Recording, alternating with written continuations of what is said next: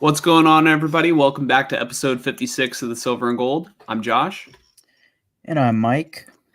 and we've got a lot to unpack this week. It's a very disappointing week 7, I'd say, for both teams. I mean, maybe Mike is not as disappointed as maybe some Raider fans who are like, just win, baby, rather than the all right, let's tank for a quarterback. I don't know if all Raider fans are in that boat, but not to speak for all Raider fans, but maybe that's the direction the Raiders should go. We will talk about it later in the show. But first, we're going to start off with the 49ers versus Chiefs recap. I already see Fonzie is in the chat, so disappointed after the game. But honestly, I mean, Mike and I saw it coming. We saw the Chiefs winning this game. We both predicted that. And, really, the Niners played like ass, dude. What did the 49ers do well in this game? I'm going to pull up the stats here and just, I'll start with the 49ers offense. Brock Purdy was 17 of 31 for 212 yards, 3 interceptions. The interceptions I think were pretty bad. There was one that was questionable to I want to say he was targeting Ronnie Bell. And at first it kind of looked like Bell ran the wrong route, but Shanahan at the post-game press conference said Bell ran the right route, but Purdy just made a bad throw. And I don't know. It looked to me like an interception where they're not on the same page. Maybe Shanahan is saving face on a player who's fighting to make the roster rather than Brock Purdy, who is not. But yeah, this is one of Brock Purdy's worst performances. One that jumps to mind is maybe last year against the Ravens on, Christmas Day. So, Brock Purdy will most likely bounce back, I'd say. But yeah, there was a lot of talk this week. Mike, can you believe that this was a discussion on 49ers Twitter this week on whether or not Brock Purdy or Patrick Mahomes was a better quarterback? It doesn't check out to me. Yeah. I mean, what would be your answer, Mike? Who's a better quarterback, Brock Purdy or Patrick Mahomes? Because neither of them were good in this game, to be fair. Right. But overall? Who is the better quarterback? Oh. I mean, I think we should extend this question towards Gardner Minshew. And then it becomes a lot more interesting. Yeah, that's true. Who's the better quarterback? Gardner Minshew or Patrick Mahomes?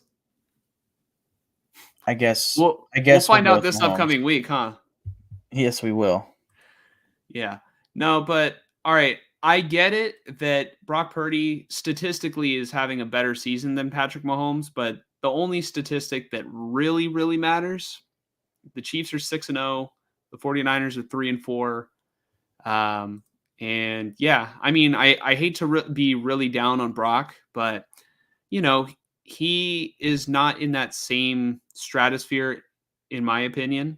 Maybe in a couple of years we'll see things differently, or maybe Mahomes just, comes crashing and burning. But Patrick Mahomes is Patrick Mahomes. So in terms of rushing in this game, Jordan Mason had 14 carries for 58 yards, which comes out to 4.1 per carry. Brock Purdy scrambled, and had eight carries for 27 yards and 2 rushing touchdowns. So I did predict in the predictions last week. I want to say it was Fossey or Fonzie, one of the two, asked me for a score prediction, and I think I locked down the 49ers in. I said they would probably score 2 touchdowns. Brock Purdy had both of them. So Purdy struggled in the air and was able to catch Kansas City sort of off guard and run in for the touchdowns. Kyle Juszczyk had 1 carry for 14 yards, had his, cameo. Isaac Guerrero had 1 carry for 2 yards. And, that was it for the 49ers rushers. In terms of the receiving, I think we have a lot to talk about. There's a lot up and down, because George Kittle had a great game. He had 6 catches for 92 yards. Jacob Cowing had to sort of have extended playing time in this game because Brandon Ayuk went down with. I mean, let's just be honest. Like we're waiting for the confirmation of what we probably already know, and Brandon Ayuk probably suffered a season-ending ACL injury, and you can add Brandon Ayuk to the long list of players who, you know, have not lived up to their contract the year after, or the season that they signed the contract. Mm. Um, but it's just disheartening because I think Brandon Ayuk was going to be better, going forward in the season, and I guess there's that 1% chance that he can still come back if it's not torn. But I mean, to me, I think he's out for the year, and we'll see how that cuts into his off season coming up, you know, or even into the season coming up. You never know with knee injuries for wide receivers. It's never good. Um, so my prayers out to Brandon Ayuk. I wish him a speedy recovery. It's you know, it's football. It honestly, that's the problem with today's NFL, because Brock Purdy threw the ball over the middle. And historically in football, or at least there was a large era of football where that throw that Purdy threw would have knocked Brandon Ayuk out of the game. He would have easily gotten murdered over the middle, you know? Instead, you can't hit high anymore in the NFL, and so they have to go for the legs, because you can't even hit receivers hard anymore without drawing a targeting call, because they're defenseless. So the receiver just kind of goes low, and you're seeing all these players with all these lower leg injuries. Just it's over and over every single week. So maybe their brain will be somewhat intact, by the time they get old, but they will have, a bunch of extra, um, I guess, maybe artificial things in place in their legs, their lower extremities, whether it be Mm. an Achilles injury, ACL injury, they have to put stuff in there. Um, So Cowing came in, had extended playing time. Ricky Pearsall, just last week, honestly, this is my fault. The Brandon Ayuk thing, and we didn't even get to Debo Samuel, but I asked, what is the plan with Ricky Pearsall? Did they just draft him just in case Ayuk doesn't sign his contract extension? Where are they going to find a role for Ricky Pearsall? Well, guess what? He's probably going to be starting every week now, unless the 49ers will put Juwan Jennings in place of Brandon Ayuk. But honestly, I I don't know. Is Juwan Jennings going to be able to fill that specific role that Brandon Ayuk was able to carry every week? I think they're two different receivers, and I feel like Ricky Pearsall fits the mold a little bit better. What do you think, Mike? Yeah, I think it would be Pearsall. I think Jennings is more of the prototypical slot receiver in this Niners offense. Yeah. I think Pearsall will probably get the first nod, but a player that should be able to get more playing time in that spot is going to be Cowing. But honestly, the way I see it, it's going to be a little bit of a rotation, I think I don't think there's going to be a bona fide starter in place of Ayuk. It's probably Pearsall if it is, but I feel like they'll rotate Pearsall and Cowing because Cowing had a great play. It was a stop and go, and I forget how many yards he gained, but if Purdy hits him in stride, it's a touchdown. And Hmm. I want to say that was before Purdy threw the interception where he tried to force it into double coverage to I think it was Chris Conley. Yeah, it was probably Chris Conley. Um, so yeah, I sort of hinted at it, but Debo Samuel played a couple snaps in this game, and then for whatever reason, he did not finish the game because he was sick due to an illness. And You know, My that my just fantasy team thanks Ian Rappaport so much for putting out the tweet fucking 10 minutes before the game. Oh, Debo Samuel is experiencing an illness currently, but he is expected to play in this game. Awesome. I mean, not only Ian Rappaport, but also the San Francisco 49ers. It's not that serious. I I was just like, I saw within like what one drive that he was already just kind of sitting on the bench, and then like two drives later he still wasn't playing, and I was like, I see where this is going. Awesome. yeah, it kind of I was listening, to a couple post game shows, and the timing of his illness is kind of interesting because I mean we'll talk about it in a topic coming up, but uh, I want to say the NFL insider Diana Rossini, I think she writes for the Athletic nationally. Yeah.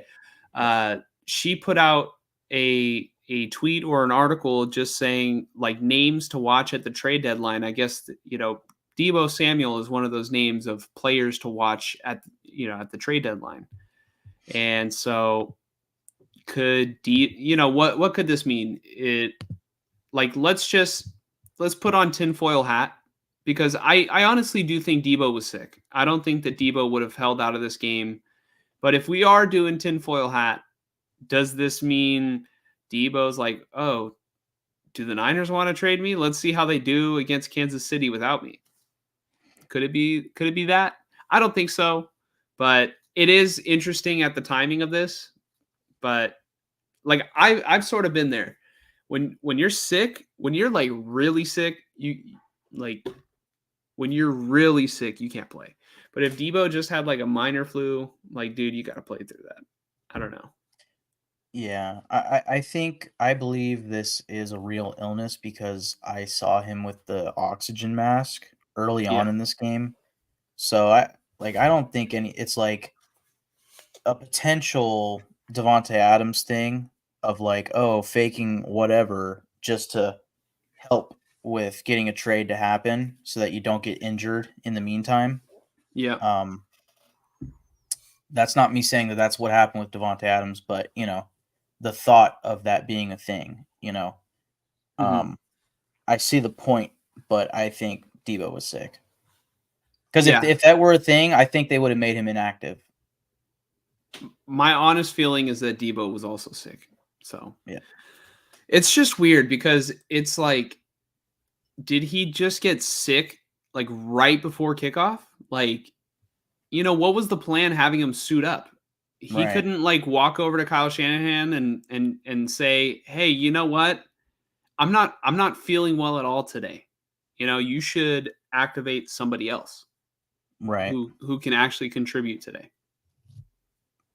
Instead, he's just sitting over there on the sideline like I he was standing there on the sideline for so long, and I was just like, if he's not going to be out there and he's really feeling miserable, dude, why is he still standing in the sun in his shoulder pads? Like dude, just let him go to the locker room and rest. Maybe it was like, all right, Debo's suited up for a worst case scenario where they need someone, but we saw the worst case scenario. They lost Brandon Ayuk. Debo didn't go back out there.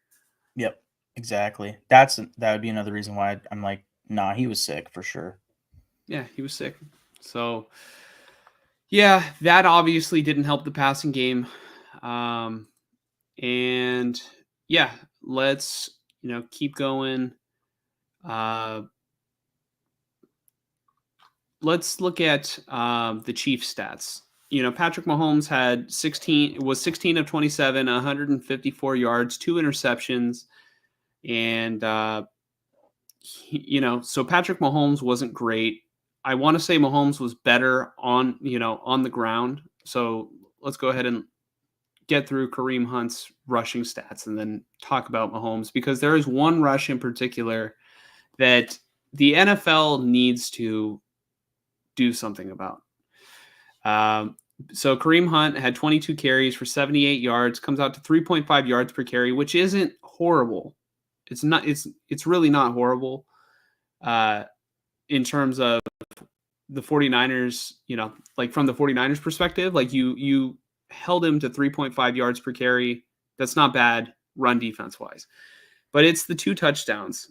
It's at the goal line when the drive is long and sustained. It's a long sustained drive. The defense is tired. They're gassed. That's one thing that I've noticed the Chiefs the past 2 seasons have done. They're no longer the juggernaut offense that they used to be. They are the team that they will manage the shit out of the game and have the longest drives. Let me look at the time of possession of this game because it really felt like the Chiefs had the ball a lot in this game. Time of possession. The Chiefs had the ball for 35 minutes. The Niners had it for 25 minutes. So 10 more minutes of the Chiefs offense than the 49ers offense.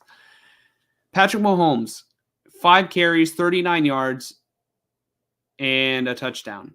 And one of those carries was just so demoralizing because Patrick Mahomes, I think, is clearly running out of bounds, or it looks like he's running out of bounds, right? The defenders can't do anything about it. If they hit him, 15-yard penalty, guaranteed. If they push him, Mahomes is going to go to the ground, 15-yard penalty, guaranteed. What are you going to do? Yeah. Patrick Mahomes plants his foot as he's going towards the out of bounds marker and just goes right upfield. Like if you've seen the 2019 AFC Championship game against the Houston Texans, the Chiefs game against the Houston Texans, it was like that. It was a lot like that. How many times are we going to see quarterbacks kind of fake slide, fake go out of bounds, and keep going? Defenders can't do anything about it. I probably sound like I'm bitching and complaining, but it's not right. It's not right for the Chiefs to do it. It's not right for anyone to do it.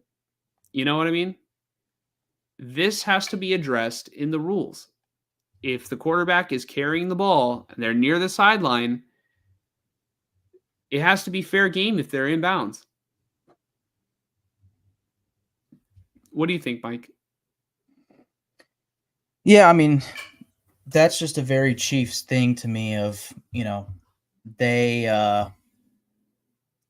obviously are pretty well known for getting the referees to be on their side in a way. And I feel like that's just Mahomes playing with the rules in the sense that he knows, well, if I take this hit, I'm probably getting a free 15 yards. And if not, they might not even hit me and I'll get an extra 5 anyways, Mm-hmm.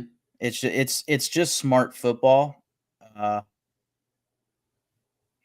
It's hard to correct that other than just teaching your players to very lightly push him out of bounds. Of course he can fake it. So the best thing you can do, like when a player is getting a breakaway touchdown, he's running 20 yards upfield, and then a wide receiver comes up next to him, and there's like a DB that's coming at an angle. Pause. And the receiver catches up to him and slows down a little bit, puts his arms up and walks in front of him. Yeah.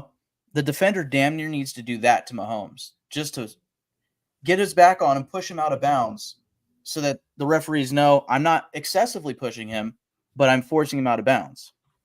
That's the only thing you can do to quickly stop that, because at any given moment, if he's just tight roping the sideline, you barely put your hand on him and he could flail out of bounds and then it's a free 15.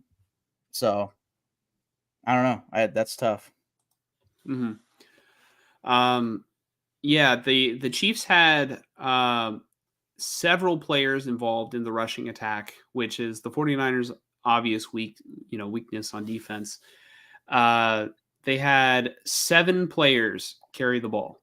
They had Kareem Hunt, Patrick Mahomes, Mecole Hardman, who had a rushing touchdown. He had 2 carries for 38 yards. That's crazy. He's just so fast. And Andy Reid outcoached Kyle Shanahan yet again. He was very creative. All these end arounds, Xavier Worthy had one. Jaden Hicks had one. Samaje Perine sort of got garbage time play. And Carson Steele was kind of like on the borderline of garbage time play. It was like right before garbage time and then sort of leaked into garbage time. But yeah, on the receiving end, Noah Gray was their leading receiver with 4 catches for 66 yards. And, Perine, it was sort of the garbage time 1 catch for 22 yards. Xavier Worthy is a player that I thought was going to be more involved, and I'm surprised Andy Reid didn't utilize him a little bit more against Devondre Campbell, who is pretty slow. Like we saw the play last week where DK Metcalf was coming across the middle, and once he crossed Devondre Campbell's face, there was no catching up to him, right? I'm surprised that the Chiefs didn't do that a little bit more, but like I said, they just play a different style of game now. They're very much a defense first team and a run first team. Like they will milk the clock. And that's what they did in this game. Yeah. And then the 49ers at the end, really, it was like around 10 minutes left in the fourth quarter, and the Niners are, kind of slow getting to the line, in my opinion. And, they're running rushing plays, and I'm like, you got to pass.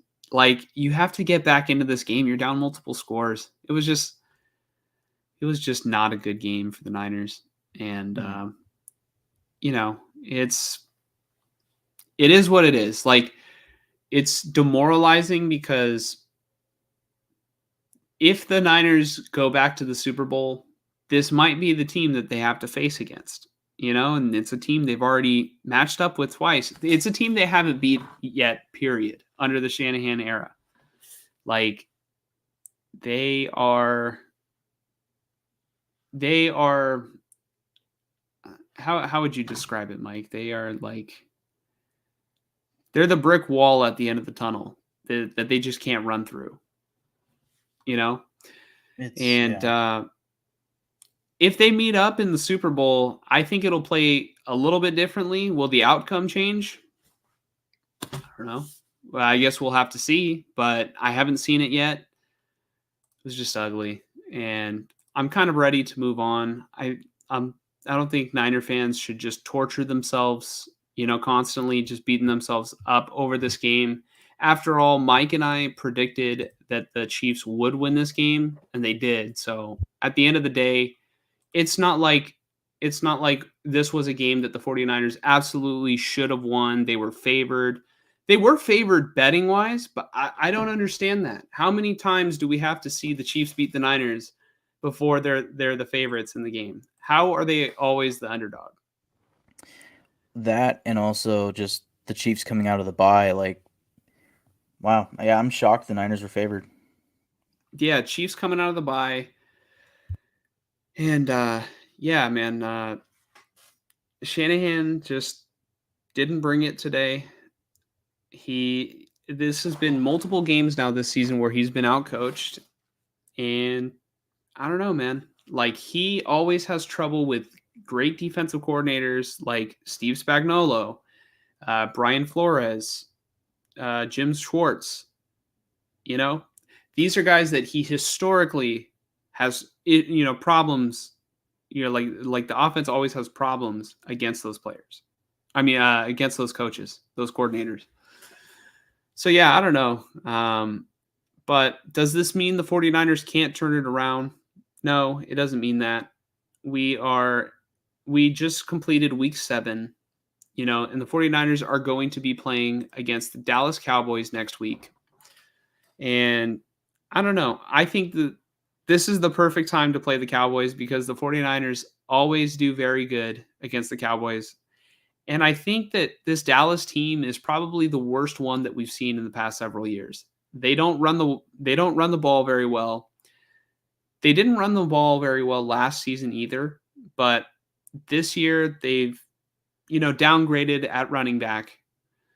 And yeah, they don't commit to the run, and their defense is significantly worse than what we've seen in years past.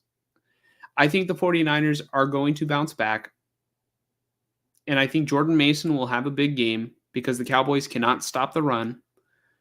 I think that Isaac Guerrero might be a little bit more involved. I would like to see Deebo Samuel back on the field this week. Hopefully he's able to do whatever, healing methods he needs to get over his illness. Like, that's the thing about Deebo Samuel's illness is we don't know exactly what it is. Like, they didn't say, oh, he has the flu. Oh, he's got the runs. Like, no, dude, it's just, oh, Deebo's sick. He's out.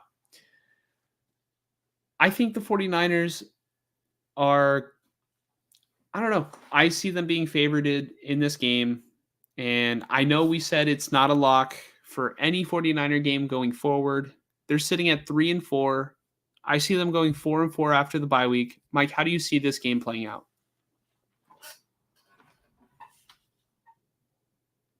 You're muted.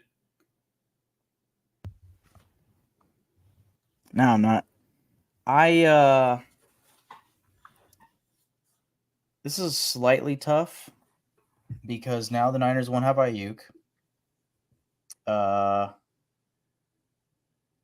Purdy is not playing up to standard right now, I would say. Yeah. I think I said 2, if not 3 weeks ago, like this will be your get right game. What I didn't realize was that the Cowboys would be coming off a bye week. So you got 2 straight games of your opponent coming off a bye.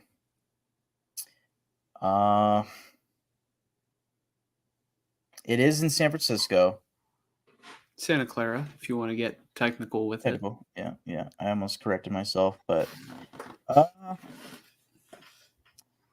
mean, I gotta still go with the Niners here. I can't help but think that their team is just too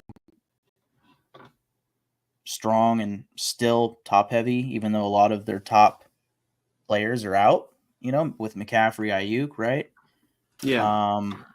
But I think as far as consistency goes, this hasn't felt like a consistent season for the Niners, but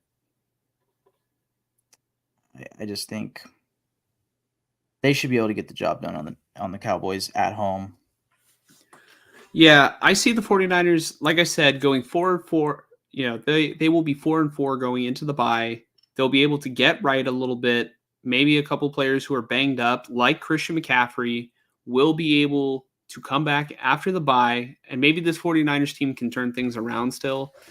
Do I think it's doomsday for the 49ers that, they lost today to the Kansas City Chiefs? No, I really don't think so. I think that the Chiefs have always been a matchup nightmare, and now the coin is flipped because the 49ers have always, in the past several years, matched up well against the Dallas Cowboys. So I am going to go ahead and lock it in. So you are going to be picking the 49ers in this game, Mike? Yeah. Yeah, I'm also going to go with the Niners. Now, I'm looking for Brock Purdy to have a bounce back game. Yeah. I think George Kittle will be more involved, and Jennings. Yeah. I think Juwan Jennings can have a good game in this one. And perhaps also Jordan Mason. Mm-hmm. Now, just theoretically for a second, if the Niners lose to the Cowboys, is this fire off the alarms, sirens blaring, going into the bye? They would drop to 3-5 going into the bye. Let's look ahead. Right. This is a team without McCaffrey. Potentially you get McCaffrey back after the bye, and it's like, all right, things can get better. But still, you got a 2-game margin, losing record, I should say, going into the bye week, halfway through the season. All right. Let's go ahead and rapid fire right now. If they lose to the Cowboys, my expectations for this team drop. Yep. They drop. I think if they lose to the Cowboys, maybe they lose to the Buccaneers. Yep. But that's so weird, dude. Like it's not just so simple as, oh, this team's good, this team bad. It's right. Like it's the Niners match up well, I think, against a team like the Buccaneers. Then again, Buccaneers are much, much more improved this year than they were last year when the Niners played them. It's the inconsistency this 49ers team is incredibly inconsistent. Which Niners team are we going to get? Are we going to get the one that dominates, or are we going to get the one that has just been playing down to their opponents and letting teams hang in the game? I'm not even gonna lie to you, dude. Assuming Tua stays healthy, this is a tough second half of your schedule.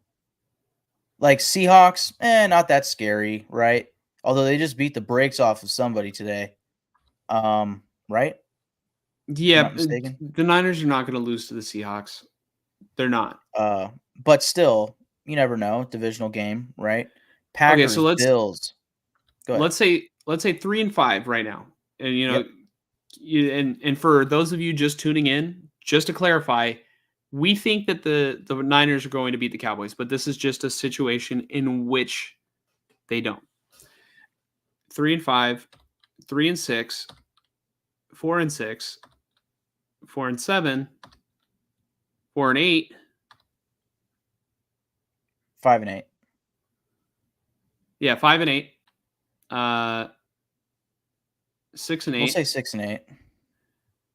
If they're healthy, 7-8. yeah, I'll say 7-8. I still think they beat 7-9. them with or without Tua. I think a lot of those problems in that Probably. Dolphins offense, I don't think they Yeah. all get solved with Tua. It'll be better, but it's like you can't tell me that those quarterbacks are just so historically bad that offense is that bad. I also think it's a Mike McDaniel problem because he has so much talent. Today I was watching the game and it was so stupid, dude. Mike McDaniel, he has Tyreek Hill, Odell Beckham Jr., Jalen Waddle, Jonnu Smith, Devon Achane, Raheem Mostert, and he calls a play on 1st and 10 in the red zone to Alec Ingold, a fullback dive to Alec Ingold, and he fumbles. You got to get the ball in your playmaker's hands. I don't know. It's stupid. Like, I feel like you should do it in like a situation that, all right, everybody's like, all right, this is the situation that they're going to get the ball into the playmaker's hands. I know that sounds reductive because I said they should be getting into it, but like a moment like third and goal. You know what I mean? 3rd and goal at like inside the 2-yard line. A fullback dive to Alec Ingold makes sense. Right. 1st and 10. That's stupid. Because then you're probably going to be playing behind the sticks, because I don't know, dude. It's maybe I'm underestimating Alec Ingold. So what did we say? 7 and what? 7-9, maybe 7-8. Yeah, something like that. Well, I guess with 2 games left, one being Lions, one being Cardinals, like you're looking at about 500. Yeah, that's tough. And then that's just coming off of one game against the Cowboys. Like you could flip it, you're still looking at almost 500. Yeah. And with most of these games, we're expecting McCaffrey to be back. And in theory, with McCaffrey back, maybe Juwan Jennings or Pearsall or somebody is stepping up in place of Ayuk, and Shanahan goes back to being a very good offensive play caller, and Purdy, steps up and all that. You might sneak out some wins against teams like the Bucks, Packers, maybe the Bills. You might still get it done. Like this Niners team, we've said it before, like they are notorious for starting slow. And then, as the season progresses, they get hot. And getting McCaffrey back in 2 weeks from now is definitely reason to get hot. But my main point was just this schedule is not easy by any means moving forward. And you're currently sitting with a losing record. You could change that this week, but we'll see. All right, here's how I would look at it if the 49ers do beat the Cowboys this week, which I think they will. I'm pretty confident that they will. So 4-4, right? I'd even say maybe 5-4 against the Buccaneers. Just because the Niners can take care of business against a team like the Cowboys. The Niners have beaten the Buccaneers the past several times that they played. Buccaneers are better this year because Baker Mayfield is playing much better. But, let's just say for the sake they get McCaffrey back, 5-4. Yeah. I'll just say this.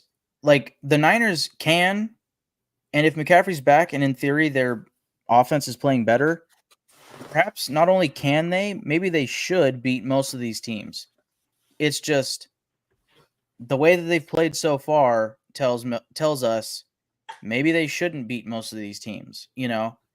I like it. The remainder of the season can go either direction, either towards 500 or towards still getting up to about 11 wins or something, maybe even 12. Yeah, like let's just kind of keep it a buck. The 49ers this season have just been kind of mid. Am I right? Yeah. I don't But expect that to last. We have seen them, like you said, start slow before, and then a season looks dead in the water, and then they get hot, and then they run the table. So I'm not willing to, write them off. I'm not willing to write them off yet. But all right, so 4-4, 5-4, just off the top of my head, I can't predict the future. 6-4. Let's go 6-5. I don't like the way they match up with the Bills, but 6-6. Let's go 6-6 because Josh Allen, and it's in Buffalo. But I think you can get 3 straight wins after that. Yeah, 6-6. So 7-6, 8-6, 9-6, 9-7, 9-7, 10-7, 10-7. Playoffs. Yep, for sure. And that my prediction before the season started was 11-6. So yeah, I'd say 10-7 would get the 49ers into the playoffs, probably in the NFC. Right. So we're still potentially looking at a playoff season, but this game against the Cowboys, I think, is a must win. I think it's a must win. I'd say if you're looking at potentially 10-7 at the end of the season, this game against the Cowboys is a must win. That game against the Buccaneers might be a must win for wild card reasons, for seeding reasons, right? Seahawks game must win. Packers game must win. Depending on how the Bears are still doing, the Bears game must win. I don't think the Rams are going to bounce back to the point where they're a playoff team, but I think they're going to bounce back to being a competitive team. That's probably a must win. Like practically every NFC game moving forward is a must win. Yeah, I mean, here's the thing. Like every game is a must win, and things are going to change as the weeks, kind of go along, and like the situations of like, oh, you're behind this team, and if this team loses, then they would slide back up into the playoffs, all that nonsense. But I don't currently, as it stands, I don't view the Packers game as a must win, because my prediction is that the 49ers will win these next 3 games, and that will put them at 4-4, 5-4, 6-4 going into Green Bay. And they could very well beat the Packers, but I wouldn't call it a must win. And maybe I sound stupid saying that, but like I just mean it in the sense that the Lions and Vikings are very much ahead of the Packers in that race for the NFC North. So the Packers are going to be a team that you guys will be battling for the seeding in the playoffs, assuming you don't win the division, which you very well still might at 10-7. Yeah. I'm kind of banking it that if the 49ers finish 10-7, they probably win the division. Because I don't know, the NFC West isn't as good as it was. The Cardinals are like what, 1 and what are the Cardinals right now? Let me look at the NFC West. How about that? Let's take a look at it. NFC West. So the Seahawks are back on top. They're 4-3. Niners are 3-4. Cardinals 2-4. Rams 2-4. It's kind of crazy to me that the Cardinals and Rams are 1 game back of the 49ers. Mm. It's crazy to me because I feel like the Niners are so much better than both these teams. Or at least the Rams, since they've been decimated. But the Cardinals, they had that 1 game against the Rams, and besides that, have looked bad. Yeah. So that'll be interesting, as we approach those specific games. How's this 49ers team going to be? Are they going to fold? Are they going to be resilient? Every year you have to prove yourself. So let's talk about this. Since we were already looking at big picture stuff, are the 49ers buyers or sellers at the trade deadline? I bring this up, kind of shout out to Jesse Naylor, on Twitter. He, if you haven't subscribed to Jesse Naylor, just look up Last Second Sports. He's a great content creator in the 49er community. He brought up, or he started like a poll on Twitter on whether or not the 49ers should be buyers or sellers. And this is kind of piggybacking off of the whole Diana Rossini report that Deebo Samuel can be a name to watch at the trade deadline. And I don't know, Mike, how do you see it from the outside? Should the 49ers be buyers or sellers? Well, I think coming off the conversation of, the remainder of the season, I think you get McCaffrey back. Maybe you get Dre Greenlaw back at some point late in this season. You're in the final year or two of this major Super Bowl window. And that's not to say that, they won't be a Super Bowl contender moving forward after that. It's just, this is probably the last 1 or 2 years for a lot of big name players like, say, George Kittle, Trent Williams, and so forth, right? Yeah. And then you have Deebo to pay Samuel. Brock Purdy. Yep, Deebo Samuel. And then you have to pay Brock Purdy and go from there, right? I don't think this season is the season to sell. I understand the theory behind Deebo because is this his final year under contract? They Or he has one more restructured after? him, so I think he'll still kind of be being paid. Let me check Spot Rack right now. Maybe they are void years. Okay, so Deebo Samuel. All right. Let me share the screen right now. So Deebo is still under contract next year, but I want to say that they can, at least before the restructure, there was a way to move him post June 1st of this year.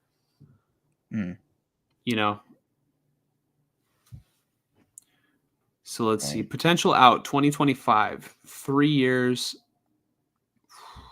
58 million, 31 million in dead cap. That's just fantastic. So they're going to be paying him like practically $4 million per year for the next 4 years, if not more, technically, because of signing bonuses. Unless they give him another contract and like void that portion of it. Right. Oh, in 2025, he also has 60 million base plus the 4 million, and then the next 3 years after that, 4 million each year. You could probably trade him, I think, this upcoming offseason. I don't think there's a like with Brandon Ayuk getting hurt, it's like, why would you do that? Why would you force yourself to force Ricky Pearsall to be this wide receiver one that he's probably not ready to be this season? And then Jacob Cowing, asking him to step up. And then you got Juwan Jennings. Like, okay, that's not going to help Brock Purdy. That's not going to help you in the playoffs. Why not? I mean, this might sound messed up, but if I'm Kyle Shanahan, I'm running Deebo into the ground this year and hoping that he stays healthy, has a big season so that next offseason, when you trade him, you can get something semi-good for him. You run the risk of, oh, shit, he gets hurt, and then, it becomes this awkward standstill, and then eventually it's like, oh, I guess we just have to settle for a 4th-round pick or something. But, I don't think you need to force sell on this team right now in the next couple of weeks before the trade deadline. I think, if anything, the Niners should be buyers. I think if McCaffrey is coming back after the bye, so week 10, why not build around that, build a bully, and get ready to make a run at the playoffs? Mm-hmm. Because this team can clearly make the Super Bowl. It's just, can they be healthy enough to make the Super Bowl? Losing Ayuk does not help that. maybe there's a wide receiver out there that you could trade for. I'm not sure, but I know 2 of them just got traded this past week. But you never know. Yeah. By the way, I see William in the chat. William, we will get to your comment in just a second here, but I sort of want to piggyback off of what Mike was saying and sort of, maybe offer an alternative perspective. But, I think you make a compelling case that maybe the Niners should be buyers. And, I definitely, my opinion is that the 49ers will not be sellers. I just don't look, when is the trade deadline? It's in like 2 weeks, right? Probably.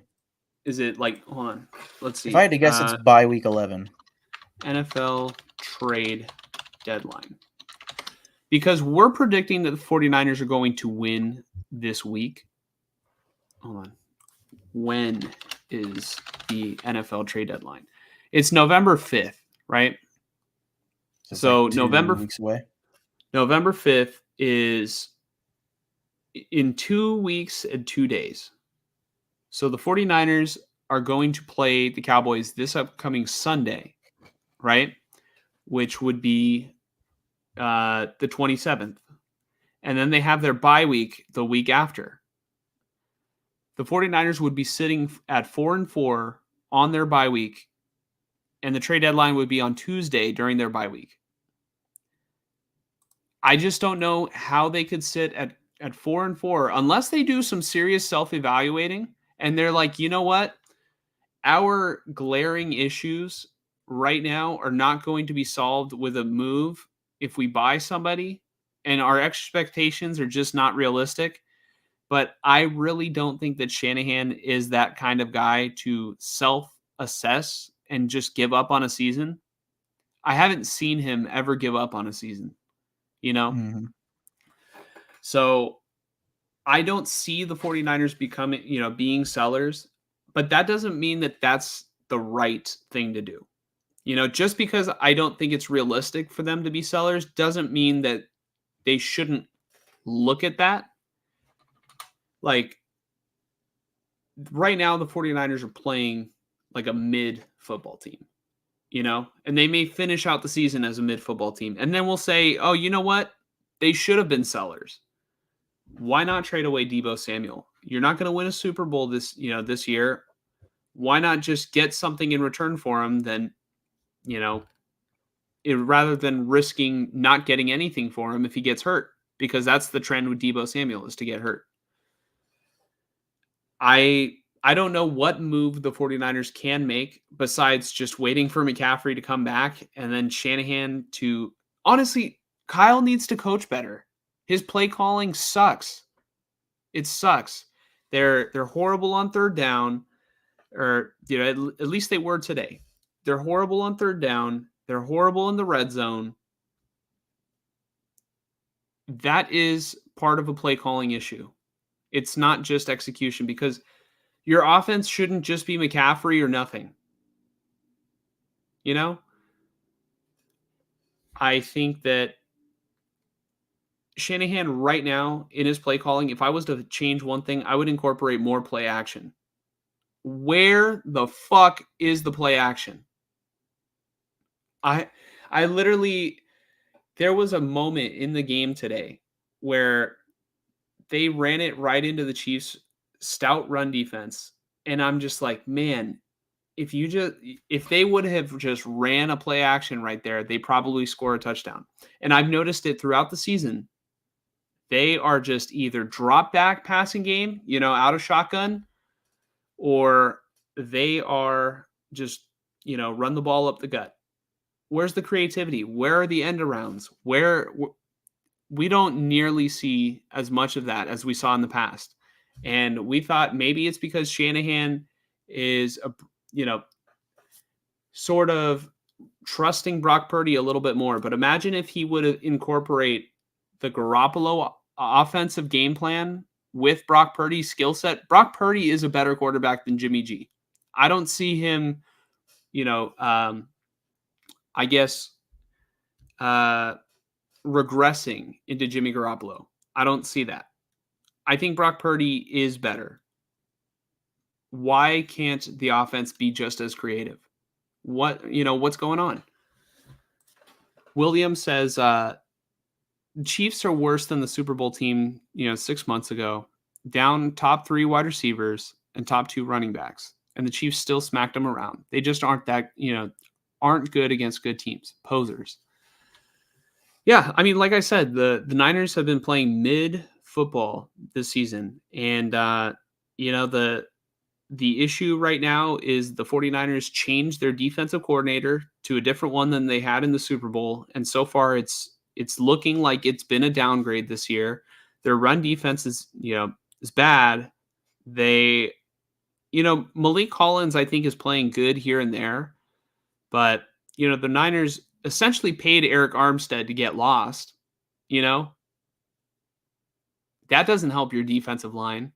Armstead was missing a lot of time, and he wasn't worth the money, but that was an issue that they made a couple years ago. And paying him to get lost, I feel like, I don't think it helped. It was the right decision to make, but financially didn't make a ton of sense for a team that is supposed to be competing for a Super Bowl this year. As far as the Kansas City Chiefs, Andy Reid, can we say it? He is just definitively a better head coach than Kyle Shanahan. And Steve Spagnuolo, I think, is one of those defensive coordinators that just understands how to attack the 49ers. They forced 3 interceptions today. Spagnuolo is a great defensive mind. I think the defense these past 2 seasons for the Chiefs have been the best defenses out of the entire Andy Reid, Patrick Mahomes era. Patrick Mahomes also definitively a better quarterback than Brock Purdy. I'm willing to say that. If it's controversial, I don't care. It's Patrick Mahomes, dude. I get that his stats don't look great, but when the game is on the line and you need a quarterback, 10 times out of 10, I'm picking Patrick Mahomes over anybody else in the NFL. How about you, Mike? Anybody else that you want to throw in there? Anybody else that I would pick over Brock Purdy? Over Mahomes. Game on the line. Oh. Yeah, doesn't matter how they're doing the entire game. Game on the line. Who are you taking? Over Mahomes? Yep. Probably not anybody currently in the NFL. Yeah. So, yeah, the Niners, they better hope Christian McCaffrey can solve their problems. That's all I have to say. Or else this season, they, like Mike and I said, just a couple of minutes ago, they have a lot of matchups that are going to be tough in the upcoming weeks. We're predicting Niners will get right against Dallas and hopefully find some consistency. But right now, this has absolutely been a Super Bowl hangover season. And that doesn't necessarily mean it will finish as a Super Bowl hangover season, but it happens. So, Mike, you are firm after everything that I've said. Niners are buyers or neither? Honestly, I would expect neither. But if I were in charge of the Niners, I would rather be buyers currently than sellers. I feel like, for one thing, I want to say they have cap space. 2, and perhaps they want that to roll over, so being a buyer is not smart in that sense. But I just can't help but think in this NFC and in this NFL, really, the Niners have not as good, but practically as good as a chance as anybody to still make the Super Bowl, especially once McCaffrey comes back. Mm-hmm. So William, speaking of Christian McCaffrey, William asks, when is Christian McCaffrey supposed to come back? Definitely after the bye. It's still kind of up in the air. The expectation is that he is going to be, coming back at some point after the bye week. They didn't say whether or not it would be directly after the bye, but at this point, I'm just hoping that he comes back, period, and that the 49ers still have a shot. But the last thing I want I want to have happen is McCaffrey rushes himself back, and isn't 100% right. And the Achilles tendonitis obviously worsens to the worst case scenario. McCaffrey pushes it, tears his Achilles, and then guess what? Not only is he not going to play for the whole rest of this season, maybe doesn't play next season, or, and when he does come back, he's never the same for the whole rest of his career. Unless he's J.K. So Dobbins. unless he's J.K. Dobbins. But yeah, I think it's time to move on, Mike. What do you think?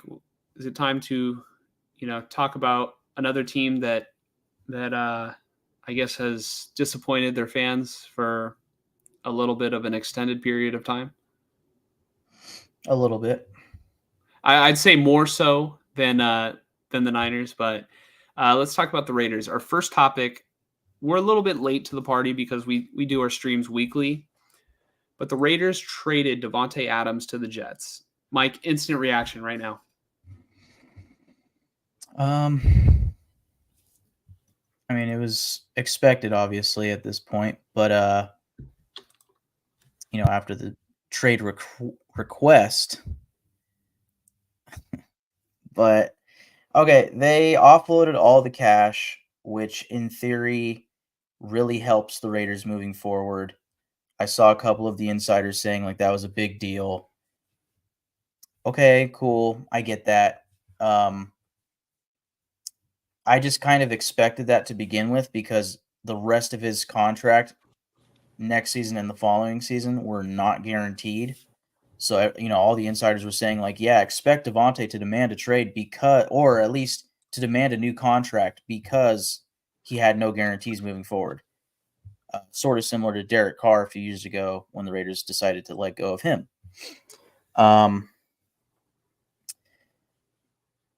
They get the conditional third-round pick that can become a second-round pick if he were to either become All-Pro or be on the roster for the Jets in the AFC Championship or Super Bowl. The Jets Which lost isn't to the going to Steelers. happen. The Jets not lost to gonna the happen. Steelers today. It's extremely unlikely. The Jets would have to have a very, very biblical turnaround this season at this point, which I still think the Jets can make the playoffs. But just because they can make the playoffs, like, do I think they could beat the Ravens? Do I think they could beat the Bills, the Chiefs in the playoffs? Probably not. Their defense would have to get hot, and their offense would have to get much better than it currently is. Their defense can get hot. I think their defense can still be the best in the league. It's just that offense, for some reason, I think play calling is not getting it done, But point being, yeah, I don't expect a second round pick. That's for sure. I don't know why they couldn't have brought the All Pro down to Pro Bowl, because the fact that Davante missed a couple of weeks already makes it somewhat hard for him to make the Pro Bowl. Yeah. But that was probably on the Jets side of like, nope, it has to be All Pro. Sorry. And, we already offloaded the cash. So it's like, just take a win when you can, I guess. And hey, getting a third round pick, whatever. I mean, our second round pick should be pretty high. Our first round pick at this point, hopefully, should be pretty high. I guess you don't need to get too, what do you call that? Cheap or whatever, in these trade negotiations. Like Davante clearly didn't want to be here. And this team is clearly in a situation where they're going to need picks. So, I'd say my immediate reaction is like, am I bummed out? Sure, to a degree. But because of the way that this season is going, it's really whatever. Like, I'm at this point, like, I can't control anything, so I'm just hoping that third round pick becomes something really positive for the future of this franchise. Yeah. For those of you who tuned in last week to the show, there was a moment where, Mike kind of had to step away from the show. And I think I know why. and I'm going to share my screen, and maybe you guys have seen it, but I do want to share this clip, and maybe Mike is, dreading this, but we definitely need to schedule this, Mike, because, Oh, you have we to be a do. man of your word. Yes. Every month since dating back to last year's trade deadline, it's been, are the Raiders going to trade Davante to the Jets? All because the Jets have Aaron Rodgers. For the love of God, if the Raiders trade Davante Adams to the Jets, you can punch me live on stream. I will come to your house and I will let you punch me live on stream. 2 weeks later.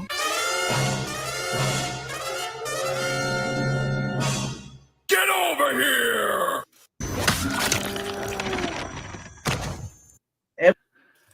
Yeah. So Mike was just running away because he knew that he had to brace himself, because the Davante Adams news came early this past week, right? Like on Monday or Tuesday. Yeah, it was pretty much midnight Sunday after the game, but I think Monday for sure was when the news broke. I think Monday. Yeah. Yeah. So literally the day after we went live. So Mike, what? We went past midnight, right? We definitely. I had to leave the stream because I got the call that the Jets were making the trade. Mike's got that inside information Yeah.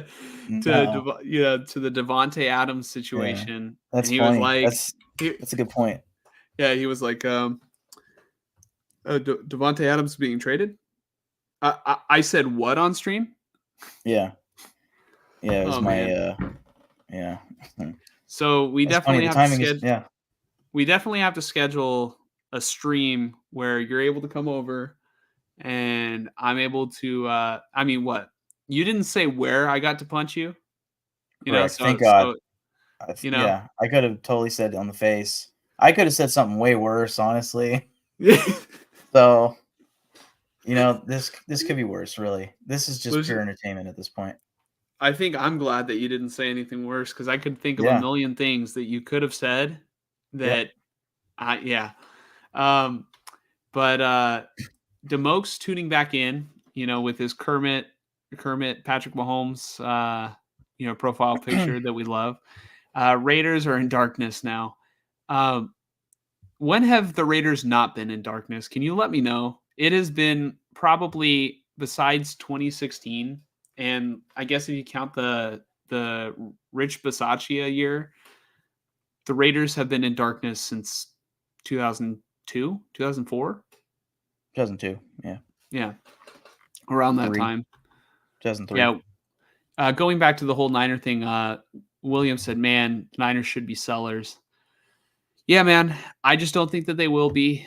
And for all we know, all right, it's not doomsday for, it's not doomsday for San Francisco. They can still turn it around. It's not the end of the world. So, they have been playing mid, though. I agree. Demoke says, as long as we drag the Jets into the pits of the dumpster fire, I'm fine. Yeah, right now, the Jets and the Raiders have the same record. Both are probably not going to make the playoffs. That's a good point. I should be rooting for the Jets to lose every game. I don't want them to have the first pick, but if they could have the pick right behind us, we could have back-to-back early third-round picks. That's cool. Hell no, you're not rooting for the Jets. Mike, chess, not checkers. Root for them to get to the to the AFC Championship game. Right. I mean, technically speaking, that is what I'm rooting for. But if they're not going to make the playoffs, or if they're not going to win a playoff game, I'd rather them just lose and practically give us a late second-round pick. Mm-hmm. Yeah. Plus, it would be funny. Yeah. Demoke says Minshew is the boogeyman, the booger man. Yeah. Yes. For those of you who don't know, there was a video, what was it, 2 weeks ago, where we showed on stream Gardner Minshew was eating his boogers on the sideline. And I think that can classify Raiders football in 2024. Andre tuning into the stream. Andre says, sup, fellas. Sup, Andre. Thank you for tuning in. If you haven't already, please consider subscribing to the channel, leaving a like. We take comments live. We talk about the 49ers. We talk about the Raiders. And it just so happens that this week, this is more of a therapy session for both fan bases to try and cope. And I think we can both agree on one thing, at least today. Man, fuck the Chiefs. Am I right? They have done That's us. every week. They have done us so much harm. And, we will be talking about the Chiefs, but first let's talk about the Raiders versus Rams. Mike, what happened? Aiden O'Connell seemingly broke his thumb In his early throwing in this hand? game. Yeah. How did it happen? Did he smash it on a helmet? I heard somebody say it was a helmet. I thought it was a hand. So I'd have to check the replay again, but throwing motion, ball out, and then hit something with his thumb probably down. Either way, he hit his thumb, and yeah. I mean, if they're thinking it's probably a broken thumb immediately, it's probably a broken thumb. Mm-hmm. And on the throwing hand, that's not going to work. So he'll probably be out at least probably 8 weeks, maybe the rest of the season. I don't know. Mm-hmm. And for all I know, that might help us in my attempt to get the first overall pick. I don't know. I don't really think it matters that much, but if anything, it leads us. This is like a knock on wood. I'm not wishing injury on anybody type of situation, but it inches us closer towards having to play our third stringer, and that's when you're really looking at the first overall pick. So, Question. Yeah. And this is sort of bigger picture, and like you can't tank for like in 2 years. You can't do that. Would you rather have a quarterback coming out of this draft class or a shot at Arch Manning? I mean, a shot, that's not a guarantee, I think personally I'd rather get the quarterback this year, and then, lack of a better term, worst come to worst, like if next season just doesn't work out and it's like, yeah, they need one more year to really build up and yada yada, and they get the first pick the following year, take Arch Manning and do whatever you got to do with that other quarterback. Pull a Cardinals and just get rid of Josh Rosen. Yeah, and then get like get a second round pick in return for your maybe third overall quarterback the year prior. Like, that sounds bad, but like, you got Arch Manning. Like, what are you really going to complain? Or you can keep both of them. Just keep both of them. Yeah. Yeah. Like, why not? Yeah, no, I would just, when you finally have the opportunity to get the quarterback, just take it, and just build around him. Really, I think in theory you're probably not getting Arch Manning the next year. Yeah, no, I would just go with the quarterback this year if you have the chance at him, and specifically if like the general manager and the coaching staff all agree, like, yeah, this is a guy we're comfortable with taking here. If not comfortable, but like ecstatic to take here. Get your guy.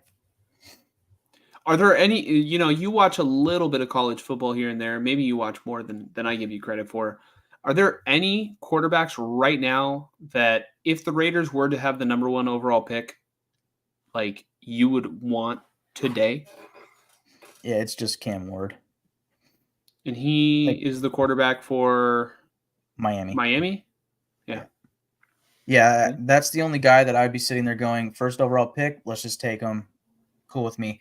Now, granted, I could also see the scenario where they decide, you know what, we're going to shock the world. We're going to take the best player available, and that's Travis Hunter.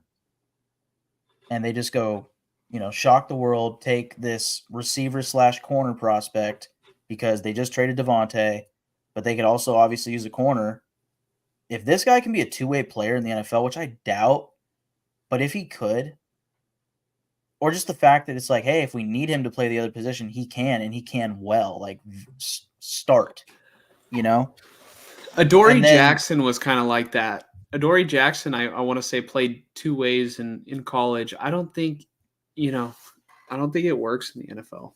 Yeah, I'd say the last guy that really did that was maybe Charles Woodson. And obviously he didn't go out and just play receiver. There were a few games where he did get some catches, but the difference to me is like Charles Woodson was known as a corner. Travis Hunter is playing like 100% of snaps, both offense, defense, and if college football had an all-pro system in college football, he would be an all-pro at probably both positions. Like he's that good. That's just that's asking for trouble. You know Yeah, it's why? asking for an injury for sure. Because if you have an injury, guess what? You're feeling it down on two both starters. sides of the ball. Yeah. No, that's why I probably wouldn't start him at both, but he could be starting receiver and reserve corner. Like, oh shit, our top corner went down. Throw Travis in there. Like that's cool, but I just think from what the past 2 seasons have wrote for this franchise, ever since Derek Carr was let go, when we get the chance to take the quarterback, we should take that quarterback. And for me right now, if we're sitting with the top 3 pick and our quarterback or like any quarterback is available, it's Cam Ward for me. There are other guys that can, I think as I watch a little bit more and more, I might say, yeah, I'd be comfortable with that too. Like for all I know, if I go back and watch more of Shedeur Sanders, I might actually come out saying, you know what? I'm cool with that. And there's also we didn't talk about it, but Tom Brady is now officially a part owner of the Raiders. Yep. It's all good. Yeah, it's all. I mean, it's not that big. I mean, we kind of talked about it a little bit last week, but there's an inkling that maybe he really likes Shedeur Sanders, and the theory and ongoing reporting really is that Mark Davis likes having this Tom Brady edition in large part because he can and possibly I think will have an effect on the franchise as far as selecting and I would say coaching, but developing a quarterback. And hey, I'm not complaining, that's for sure. I think that's great. But if he thinks, oh man, Shedeur Sanders is, more in line with what I like in a quarterback, well, chances are they're going to take him. So, and at the end of the day, all I can hope for is that whatever quarterback they have is good, if not great. I mean, actually, I hope that he is as best as he can be in his career, right? I'm not going to hate Shedeur Sanders just because I wouldn't really pick him right now, today, in October, right? Yeah. But in a couple months from now, in the offseason, when I have some time to really watch, maybe I'll change my mind. But right now, it's like easily Cam Ward. Probably not anybody else, but I know that there's a few guys who there will be multiple quarterbacks in the first round, not just Cam Ward and Shedeur. There will be at least probably 2 more. You know what I find crazy going back to the whole Brady being an owner thing? What the hell does that mean for his broadcasting career? Because I saw the list of all the rules that he has to abide by, and he cannot be critical of the officials. He cannot be in the production meetings. He cannot speak to the other team, to any other team besides the Raiders. He can't, reach out to other players. Like, like I could just imagine. I mean, who's the other announcer that does it with him? Is it Kevin Burkhardt or is it I forget who it is, but it's hey Tom, what'd you think of that play? And and Tom Brady's just like, the grass is really green today and the sky is very blue. Yeah. Like he just keeps repeating the score, nothing else. What can Tom Brady add? He's like, it's a 7-7 ball game, and that means that football is still yet to be played. Like, I don't know. But in terms of him being involved with the Raiders, I think it should be a good thing for them moving forward because they definitely did need something fundamental to change. And I think the more responsibility you give to Brady, the better if you're the Raiders. Yeah. Yep. I agree. And they also got Richard Seymour in as well as a minority owner. So, that's cool. I dig it. So let's talk about this Rams game, Mike. Matt Stafford was 14 of 23 with 154 yards and an interception. Kyron Williams, 21 carries, 76 yards, and 2 touchdowns. So it's kind of similar to what the Niners faced with what's his face today, Kareem Hunt. Where it just seems like the Raiders were able to hold Kyron Williams to sort of a low yardage per carry, but at the goal line, Kyron Williams was able to punch it in. Is that pretty much sum it up? Yeah, pretty much. The Rams are still very depleted. Cooper Kupp did not play in this game, and I had picked the Raiders to win this game. And Mike is on a pick streak right now. He has successfully, predicted the past 3 Raider games, and we're going to take a look at that in a second. But let's talk about. So the Raiders pretty early on in the game had to transition from Aiden O'Connell to Gardner Minshew, and Minshew finished with 3 interceptions against a defense that really isn't that good.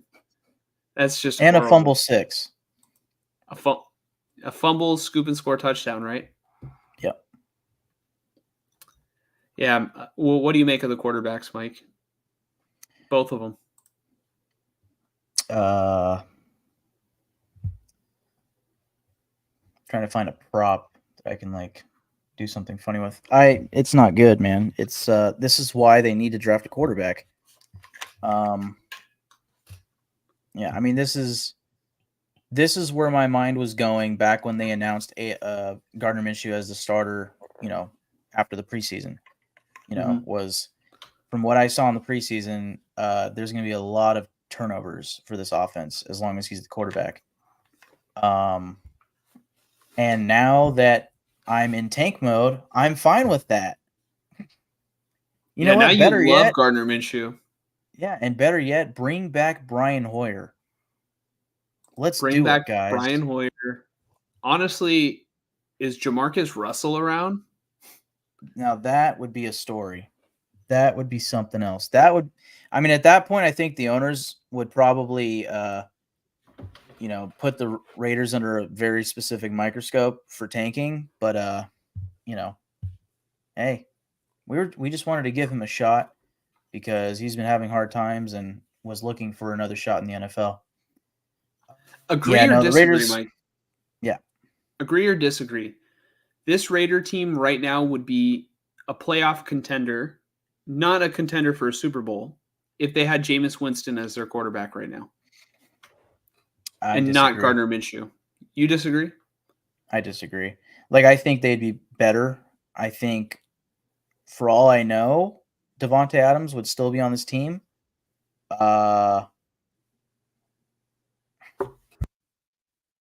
It's tough. I think the offensive play calling is doing a really good job of helping us lose games. And I think obviously the quarterback play is also doing that. The run game is a big part of that, and I don't think Jameis Winston would necessarily help the run game. He probably would compared to Gardner Minshew, but I think with Luke Getsy and the current run game, I really don't think it matters, and the defense has not played up to the expectations so far. Alexander Mattison, 23 carries for 92 yards. Zamir White, 3 carries, 13 yards. Trey Tucker, 1 carry, 11 yards. DJ Turner, 1 carry, 4 yards. Gardner Minshew, 1 carry, 2 yards. You know who did have a good game in this game on the receiving end? Is it Mr. Brock Bowers? It is Mr. Brock Bowers. And I noticed there was a point in the second half, early in the second half, they just went away from him. And then with the game on the line, they started going back to Brock Bowers. Why did they have that ginormous period of time? Was it Minshew? Was it the play calling? Why was Brock Bowers not more involved? Because it seems like when they were getting the ball to him, good things were happening. They were actually moving the ball. Right. Maybe he was getting doubled. I don't know. Yeah. Brock Bowers is literally playing into the storyline that I made up in my head before this season. It's wow, this guy is special and he just needs a quarterback. Yeah, man. The future is bright with him, that's for sure. I mean, the now is bright with him. This dude is a stud. Yeah, they just need, now that Davante's gone, they need a good boundary receiver to kind of balance that and help hopefully take off any potential double coverage for Brock Bowers. Because really, I mean, Brock Bowers is shaping up to being the next Travis Kelce, in my opinion.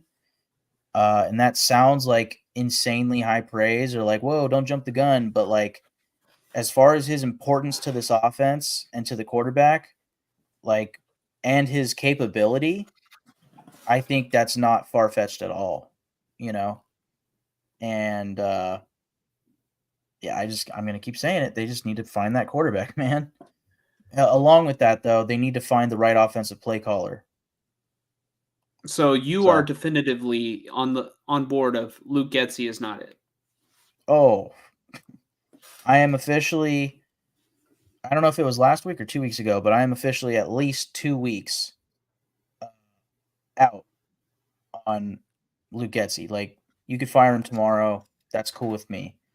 But preferably keep him until the end of the season so we can get a top 3 pick. Okay.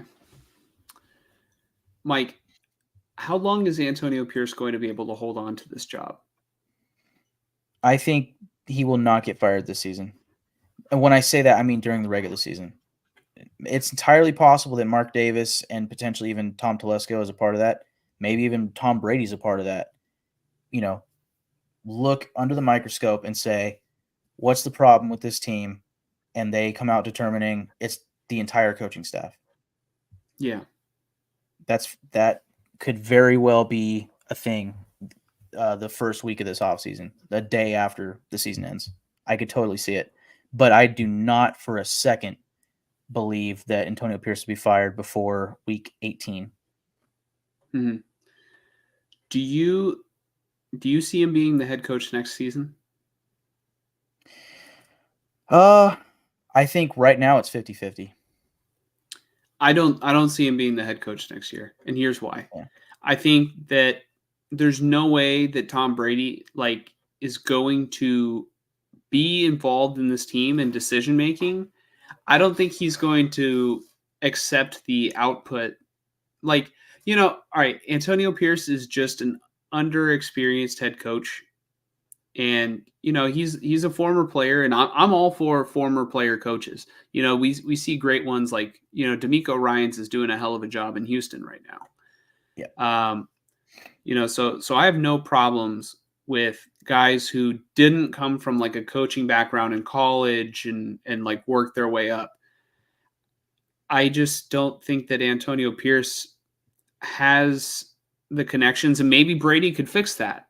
But I think Antonio Pierce is a good guy. He means well with the Raiders and everything. But there was a decision in this game where I just feel like you got to have the instinct to go for it, And it's kind of similar to the situation a couple weeks ago when it might have been week 1 against the Chargers, where everybody was making that big stink about how they punted it. Yeah. So the Raiders were down 8. Right? They were down by 8, and it was 4th and goal, and they were around the 5-yard line, and they decided to kick a field goal. Or it might not have even been 4th and goal. It might have been like 4th and 1, and then the end zone is right there, something like that. Let me see if I can't pull it up. I want to get the exact thing. I want to say the one that you're talking about may have included a false start by DJ Glaze, the rookie right tackle, on 4th down. Maybe it was 3rd down, but I want to say it was on 4th down. False start. So move it back 5 yards. So instead of it being like 4th and 2 from the 2, it was like 4th and 7 from the 7 or whatever, or maybe 4th and 5 from the 7. I don't know. And it's like at that point, that's tough. So, and I think they were down. They were down by like 8 points at that point. So it was like a touchdown. You could potentially tie it. Kick the field goal though. I think with, like you said, like however many minutes left, it's like, well, we could get the ball. 2 minutes and 46 seconds left. Okay. It depends on how many timeouts they had. It's a tough one for sure. Well, I just figure you're so close to the goal line. You know, it was only a 27-yard field goal, you know? And all right, let's see. Is there a way where I can see the play-by-play? Is there a thing to pull that up? You know, not to actually see the plays, but like on ESPN, like in writing. On ESPN there's a play-by-play. Okay, cuz I saw it and I'm just like, I feel like, what do you have to lose? You know, you kick the field goal, you give it back to the Rams, and they can easily, I feel like, put the game away. And then, all right, that's not the issue. The defense is the strength in the Raiders right now. The issue is that you give the ball to the Rams, you're so close to the goal line and tying the game. You kick this field goal, then once you get the ball back, you have to drive down the field and then score a touchdown anyway. You're already right there. That's the way I see it. You know what I mean? Like, kicking the field goal means that X, Y, and Z has to happen. Whereas 4th and goal, you just go for it. And if it happens, it happens. You know? X and Y only have to happen. Yeah. Because you just have to score the touchdown and then the 2-point. Where can I pull it up? I've got it on ESPN right now. Oh, play by play. 2 minutes and 50 seconds left. 4th and goal at the Rams 4-yard line. They were going to go for it. False start. Then it's 4th and goal at the Rams 9-yard line. 2:46 left. They kick the field goal. So it was 4th and goal at the 9. It's like, well, you practically have to move the sticks there. Yeah, it's a tough play because if you don't get that, like, you're still down a touchdown and a 2-point conversion. Whereas with the kicking the field goal, it's like, you know, if we can just force a punt and get the ball and move it down the field, we might have a chance. Well, they kicked the field goal and they actually did force a punt within a minute. You know what? This is my mistake. I saw it on Red Zone, and it's very possible they just skipped the penalty and they just said, "Oh, Brock Bowers has this catch," and then the Raiders kicked the field goal. That's very possible. Okay, yeah, because what happened was Brock Bowers got a catch. It was for like no gain, but it was really close to being a touchdown. Really good tackle by the Rams defender. And then the next play was the false start. Yeah. But then, of course, you know, going back to Gardner Minshew, the Raiders forced a punt. They had the ball on their own 11-yard line, so they had the full distance of the field to go after the punt with a minute and 39 left.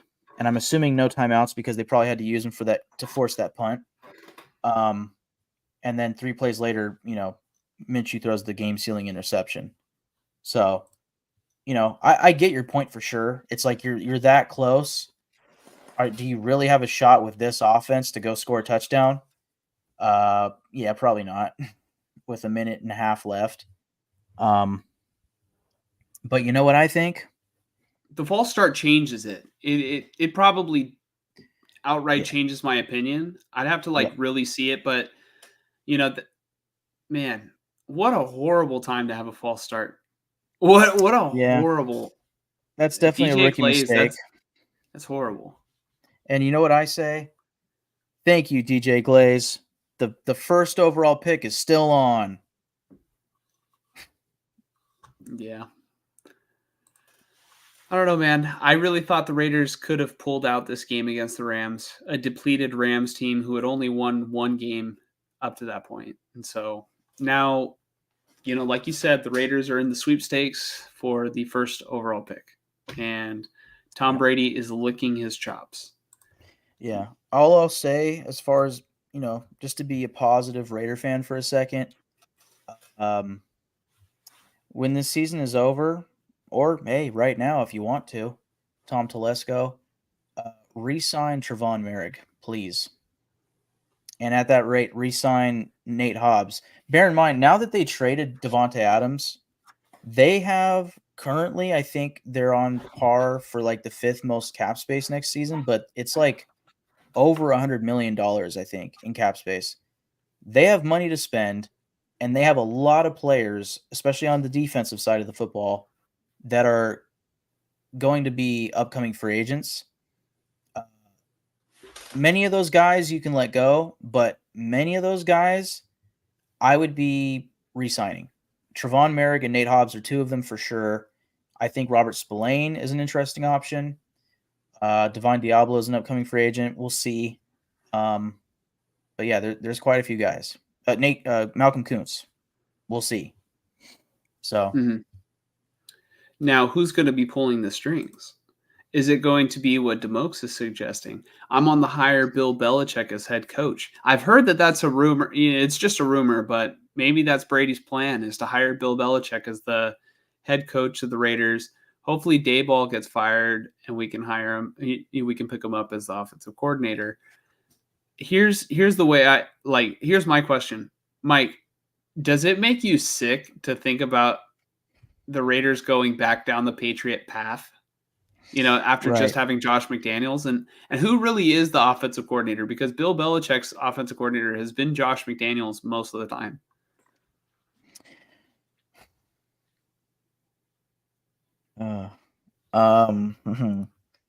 Yeah, I just felt myself getting physically uncomfortable because it's like, I want to say it was this past offseason, there were thoughts thrown out there of like, what if the Raiders went for Bill Belichick? And I was like, do you not realize how fucking tone deaf Mark Davis would have to be to go for fucking Bill Belichick, Mr. Patriot, after Josh McDaniels?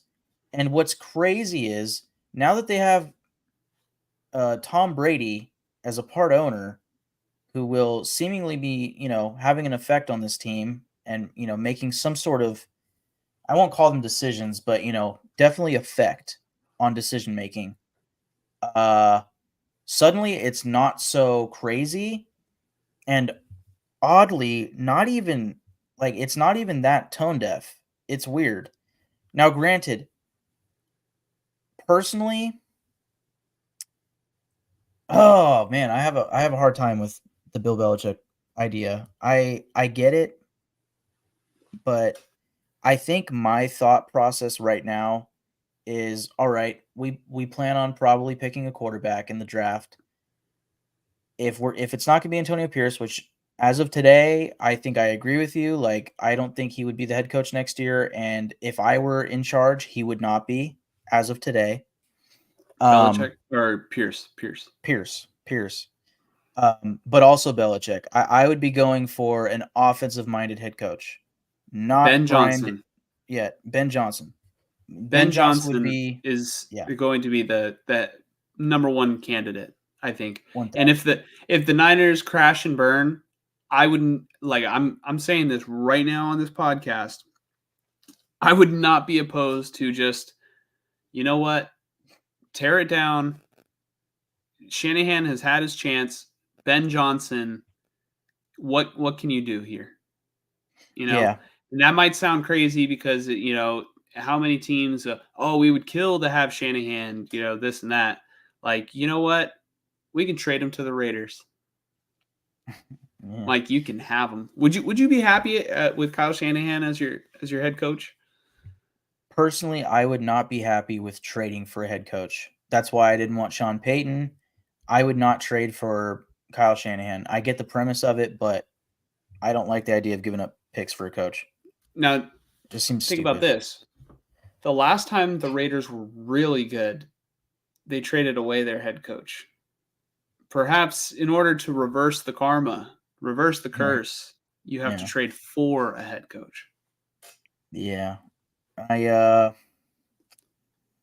don't know. I don't think Shanahan fits the Raiders. And also, like, his dad has bad history with the team, just all sorts of weird vibes there. Yeah, his dad was a Broncos guy and a Niner guy, so it's like he coached the Raiders, but it was like ugly. Like it just immediately like Al Davis fucking hated his guts.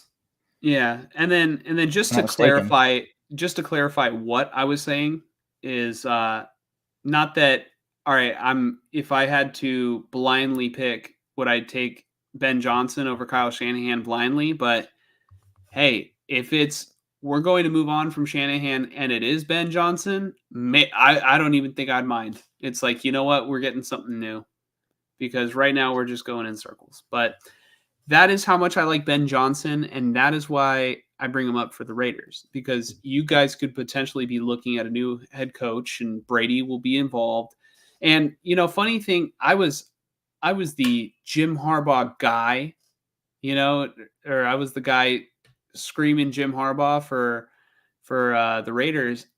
I don't know if Brady as an owner and Jim Harbaugh would work. I kind of, if Brady's really going to be involved, I don't know if Harbaugh would have liked somebody looking over what he's doing, and questioning what he's doing. So with the quarterback maybe and in stuff. that sense, if you prefer the Brady involvement ownership wise and like team decisions going forward, if you prefer that route over the Jim Harbaugh route, then it was a good thing the Raiders did not hire Jim Harbaugh. However, I do think from a coaching perspective, I like him. Right. But just in terms of them meshing together, might not have worked long term. I think there are many offensive, play callers out there that are potential, good options. Bobby Slowick. Unless as the season progresses. Hold on. Unless Brady would have just loved him for the Michigan ties. But Bobby Slowick? Yeah, I just think there will be many options once we get to like the end of the season of like, oh, that guy's an interesting option as far as an offensive play caller who could be the next head coach. Now, granted, just to get back to this comment, it's not the worst idea, Demokes. Belichick, like the positive that I see from Belichick is like there's not many head coaches that are going to outsmart him. And then Daboll, like, I just think he's probably not suited to be a head coach. And that might actually be a positive in the sense that if he comes on as the offensive coordinator for Belichick with the Raiders, maybe he sticks around for a long time. Because my main fear with going with a defensive-minded head coach is that, okay, you get this stud offensive coordinator to help develop your quarterback, and then 2 seasons later he dips off to be the head coach of the Tennessee Titans, And then it's like, well, fuck, now we have to start over there, and then our quarterback's kind of falling back a little bit and so on and so forth. Whereas Daboll, he's had a stint with the Giants. He was also with the Bills, right? Like he was their head coach or just offensive coordinator? He was I want to say he was the quarterback coach. Here, let me see. So this is his only head coaching gig, right? With the Giants? Yes. But granted though, like I think it's gone so bad that he probably won't get looked at. No, he was time. He was the offensive coordinator.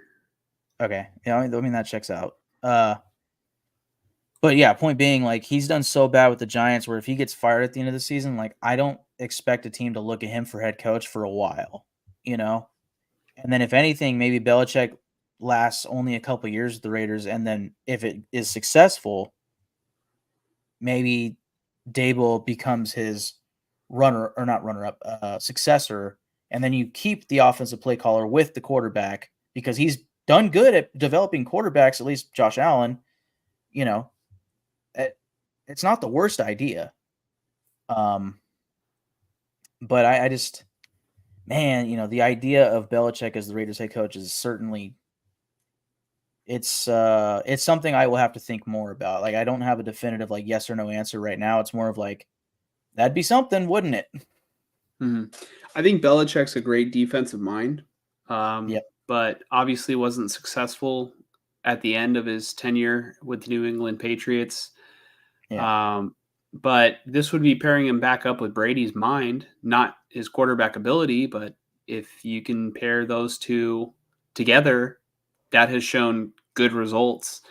And, it would be perfect because Bill Belichick would be able to, just have a night out in Vegas with his 20-something-year-old girlfriend, and he and Mark Davis can have a double date with their 20-something-year-old girlfriends. Yep. And hey, I mean, Allegedly.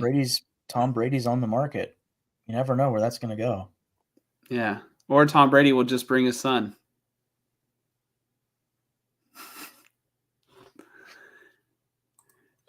Demoke says AP didn't trust Minshew on 4th and goal, but trust him to go down the field and score with no timeouts. Just bad coaching.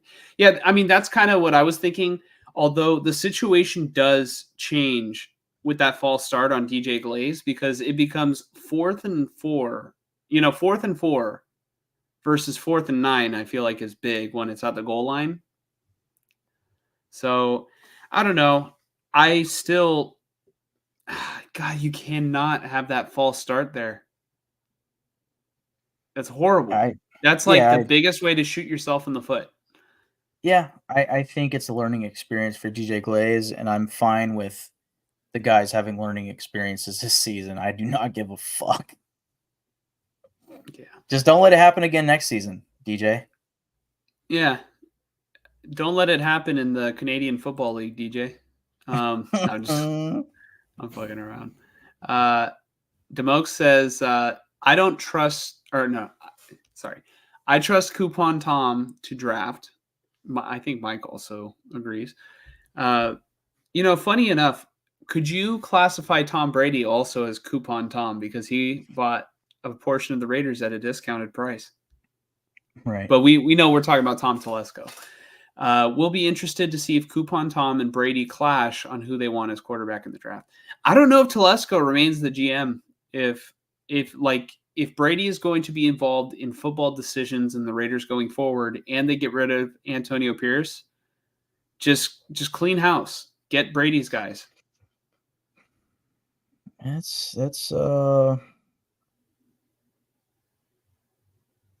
I mean, yeah, that's What's Telesco's biggest accomplishment right now with the Raiders? Is it Brock Bowers, but that's because Brock Bowers fell to him. So Brock Bowers fell to him. Is signing Minshew the biggest addition to this Raiders team? I mean, Christian Wilkins. Yeah. How's he doing with that injury? No, seriously, how long is he out? He's probably out for the year. I mean, it was indefinitely. No, I know it's indefinite, but was there any update? I wasn't trying to be funny or like yeah. How's that going for you? Yeah, no. It was called like a Tom Jones or some name. I never heard of it, Tommy honestly. John? No, it was a foot injury. Mm. I just, at this point, I'm just like, you know what? I hope he just comes back next season feeling good. Luckily, it was early in the season, not late. So. DeMokes also says Bill is not JMD Josh McDaniels. Bill had success before with the Giants and the Browns. Yeah, no, like I said, Bill Belichick is a great defensive mind. And back in the day when he was with the Giants, he gave even Bill Walsh's 49ers a little bit of problems, in the playoffs here and there. Yeah, one thing about Belichick, I mean, we all know he's a great coach, but, he knows how to build a program. And that's something that I think the Raiders have consistently tried and failed to do. So I feel like if you're going to really try to build a program, like, why not build the guy with, or bring on the guy with the program? I understand it. And in theory, in having him, your defense will be great. And all you need is that quarterback and the people to properly develop the quarterback and play calls for the quarterback, right? And then, I mean, it bodes for success. It's just, I can't help but sit here and think somehow the Raiders will fuck it up. And, 3 years later, after they've had Belichick as the highest paid head coach in the NFL, he'll get let go because of whatever reason. They might even, write it off as him retiring. And, it just won't work out. And then our quarterback's a bust. And it's at that point been almost 30 years of my suffering. Clip this right now. Clip this right now. How many years until we hear this? Tom Brady sells his stake in the Raiders. You know, because like, all right, similarly, wasn't Magic Johnson, you know, he was the president of the Lakers, right? Or at least he was involved in the Lakers, and he was just unhappy with the role of not being able to talk about the game. And I think Brady lives a lifestyle where he loves to do all these speeches, you know, and like do all these talks about the way the game is played now versus how it was played when he was a coach, you know, or not a player, quarterback. How long until we hear something like that? Do you think Brady would ever sell? I don't. I think. Can you hear me right now? Well, I'm going to continue on.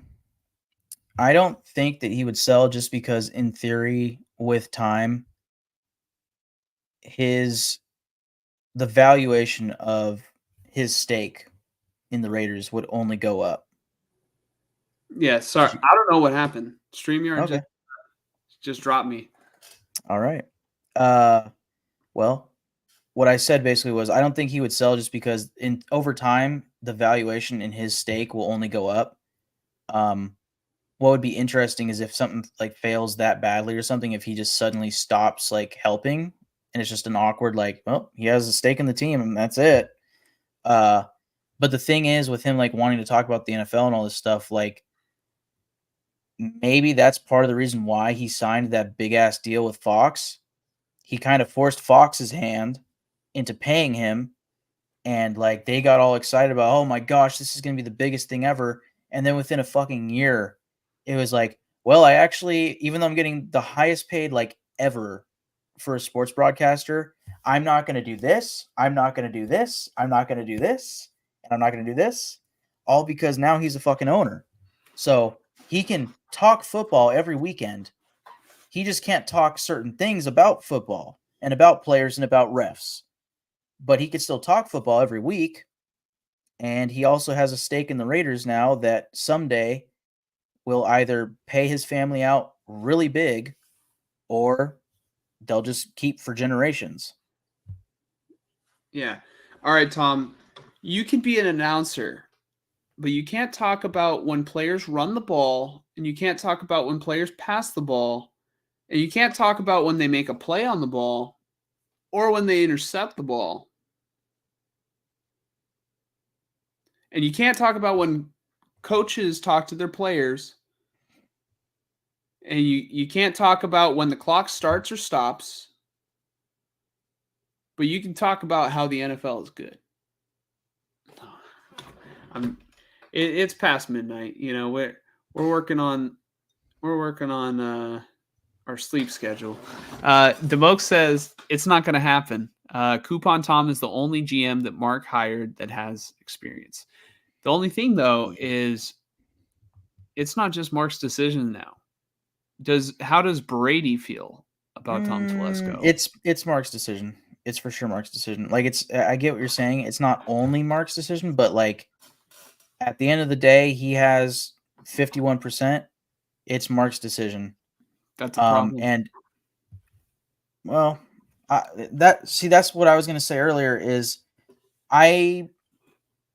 you can look at it negatively or you could look at it positively. And a lot of the things that Mark Davis has done, I have mostly looked at in a positive light. And in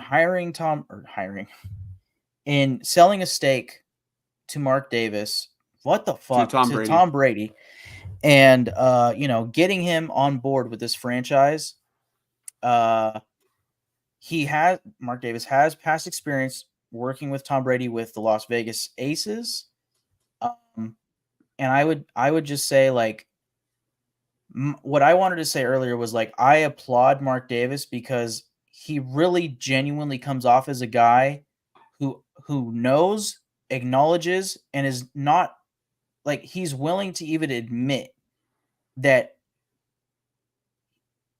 not that he can't do it on his own, but that he's just willing to get help with running the organization.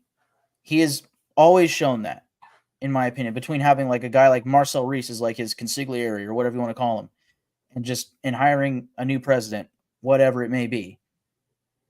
It seems like he's always trying to do what's best for the franchise, even though it seemingly always slaps him in the fucking face. I really do believe, and I'm not trying to be a homer here because I'm fine with turning on anybody, really. Pause. Turning on anybody. Oh, turning on. Hey, I am fine with that. But no, that well. Anyways, yeah, not quite. But God damn it. Getting nervous over there? Why are you blushing? No, there are certain people that you don't want to turn on. I think in getting Tom Brady, I'm already getting their names mixed up. That's funny. In getting Tom Brady on board, it's like, if he really is going to help with like developing the quarterback, I mean, there's not many other names in the world that you could say, oh, this guy is a part owner of our team and he's going to help develop our quarterbacks moving forward. Like, I mean, by most accounts, I'd say 99% of people would say that Tom Brady is the GOAT at quarterback. Like, that's not a bad thing to me, you know? But at the end of the day, what brought that up just now was just it's Mark Davis's decision at the end of the day. But I think what's nice about Mark Davis being the decision maker is he's willing to get other people on board to help him with those decisions. And that's huge, because if it was just him, hell or high water, my way or the highway, we would be in serious trouble, like the Dallas Cowboys probably are. But because Mark Davis is willing to have, a committee to help with the hiring process, and now one of those guys is also a part owner, so he's going to be sticking around, Richard Seymour. You add on Tom Brady, it's like he wants more people to help with the decisions, and all that matters at that point is, will the process be followed properly? Of, okay, based off of everybody's opinions, here's what we're going to do, and not, okay, thank you for telling me that, but actually, I'm just going to go with my fucking gut here. Like, that's the only thing there, he has the 51%, so at the end of the day, it's his decision, but as long as he's listening to everybody else that's out there, at his disposal for the Raiders organization, I can applaud him for that, because I really believe he will. When did Mark Davis take over the Raiders? 2012. 2012, after his father passed away? If not 2011, yeah. Okay. I feel like, all right, what has Mark Davis done that has been a good decision? Again, it feels like everything he does somehow bites him in the ass, in large part. I really don't necessarily think it's Mark Davis's fault. Like, it's because of him. It's more of, it's just the way things have gone. But I would say hiring Reggie McKenzie was not a bad decision, because what he did was he gutted the shit out of the team, the franchise. Well, yeah, the team at that time, to gain cap space, which they desperately needed because Al Davis had exhausted their resources cash-wise on players that were not even worthy of their contracts, people like Michael Huff and whoever else, right? Not to throw a stray bullet at Michael Huff there, just like he was like one of the top paid safeties, and it was not that good. Stanford route, horrible. So, Reggie McKenzie came in and did what was necessary to get that team back on track. So that started in, say, 2012. What happened 2 years later? You draft Derek Carr, Khalil Mack, Gabe Jackson. And they built a foundation. And after Dennis Allen, which was a failure, and that was, I think, Reggie McKenzie's hiring. So that's a negative for sure. But then you bring on Jack Del Rio. And then what happens? They have that 2016 run and things are feeling good. And then what happens? Jack Del Rio decides, well, Bill Musgrave isn't that good after all. Let's get rid of him. When in hindsight, it's like, if it ain't broke, don't fix it. You should have kept Bill Musgrave and kept that offense going. 2017, shit hits the fan. And then Mark Davis stepped in and said, you know what? I have done some talking. And it turns out that my guy is available. And his name is John Gruden. So he hires John Gruden. He practically takes a massive shit on the Art Rooney rule. Or I don't know if it's Art, but just the Rooney rule for hiring coaches. And he hires John Gruden. And then we all know how that goes, right? Khalil Mack gets traded.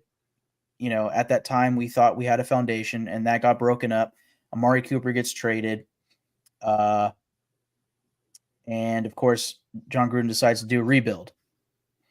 And his rebuild did not go according to plan. They had 3 first-round picks and then 2 first-round picks. And the only one that really worked out was Josh Jacobs, and he's a running back, so that's a shorter career path. And, oh, by the way, we just let him go. And then John Gruden gets hit with the scandal. Henry Ruggs, one of those first-round picks, ends his career and practically his life as he knows it, and a woman's life, tragically, and a dog. Damon Arnett liked to flash guns on social media, and he was a fucking bum on the field, so get him out of here. Cleveland Farrell was a 4th overall pick at defensive end by Mike Mayock, who could not rush the fucking passer. That's why you pick defensive ends at 4th overall. So on and so forth. So then Josh McDaniels, right? And we know how that went. Finally, Derek Carr gets let go. I say finally just in the sense that everybody else got let go, so let's let him go too. And here we are. We're searching for a quarterback. That's the tumbling effect of Mark Davis's decisions and how they have – and also the move to Las Vegas is the big one, right? All along that path was the undertones of, well, is Oakland going to work out or are we going to move? Okay, Las Vegas, it works out financially for the franchise, but visually, last week against the Pittsburgh Steelers, it was an embarrassment because it was 75% Steeler fans in that fucking stadium. And I don't necessarily blame Mark Davis for that. It's just that if they're not going to consistently win, fucking expect it in Vegas. I've expected it from day one. That was my biggest fear, was like, well, if they're going to still be this shitty team in Vegas, expect the Steeler fans to show up. Expect the Ravens fans. Expect the Niner fans. Expect the Cowboys fans to fill that fucking stadium on Sunday. Because if Raider fans from Oakland and LA don't want to go to the game, they're not going to go to the game. Right? They have local fans in Vegas, but it's not like Oakland or LA. At least not yet. When they were winning consistently, they will be there. I promise. Raider fans will be there week in, week out. But until we have that quarterback and that coach and that perhaps whatever you want, consistency, right? Until they have that, it's not going to happen. So visually, it looks bad on Mark Davis, but financially, it's not. And maybe in time, that will help them with spending on free agents and whatnot, or spending on a quarterback, whatever it may be. But I mean, of all those decisions that I let out, like, they weren't that bad in theory, but they led to bad things, you know? I just think the more time has gone on, like, all right, he came in, he didn't know what the fuck he was doing. Reggie McKenzie, ex-Raider, let's get him in here. He's got some experience with whatever. And he didn't do that bad of a job, in my opinion. But then it became, well, now I want to get my head coach. Mark Davis making his decision. I got to get my head coach, John Gruden. Let's get him back. Let's bring it all full circle. Let's do the right thing here. Well, what does John Gruden want to do? He wants his own GM. Let's get Reggie McKenzie out of here. Mike Mayock comes in. He's got no fucking experience doing this, but he's a draft expert, How did that work out for us with 5 first-round picks? Not good. Okay. John Gruden, old school coach. Offense, not that good. Even with Derek Carr as a veteran. Derek Carr, by the way, going through offensive coordinator, play caller, by play caller, year in, year out. That does not help a quarterback in his career. I think over time, Mark Davis has learned to rely on others more, which is why with these hiring processes now, especially after McDaniels, it has become let's all figure this out, not just Mark Davis, because clearly Mark Davis does not fully know what he's doing there. Because even though these coaches, Josh McDaniels, John Gruden, have the pedigree, it still doesn't work out. So what's the problem there? And I think part of that problem is not having the proper GM in place. And hopefully Tom Telesco can be that guy, but I'm not going to say, sit here and say for sure that he is. So, they have to get consistent. They have to get the right people in place. GM, coach, quarterback. They need that shit. Everyone does. Yep. But one thing I want to say, consistent. That's the thing. I do see the Map Crow in the comments, commenting about Niner stuff. We will get to that in just one moment. We already did our Niner portion of the show, but we always take comments.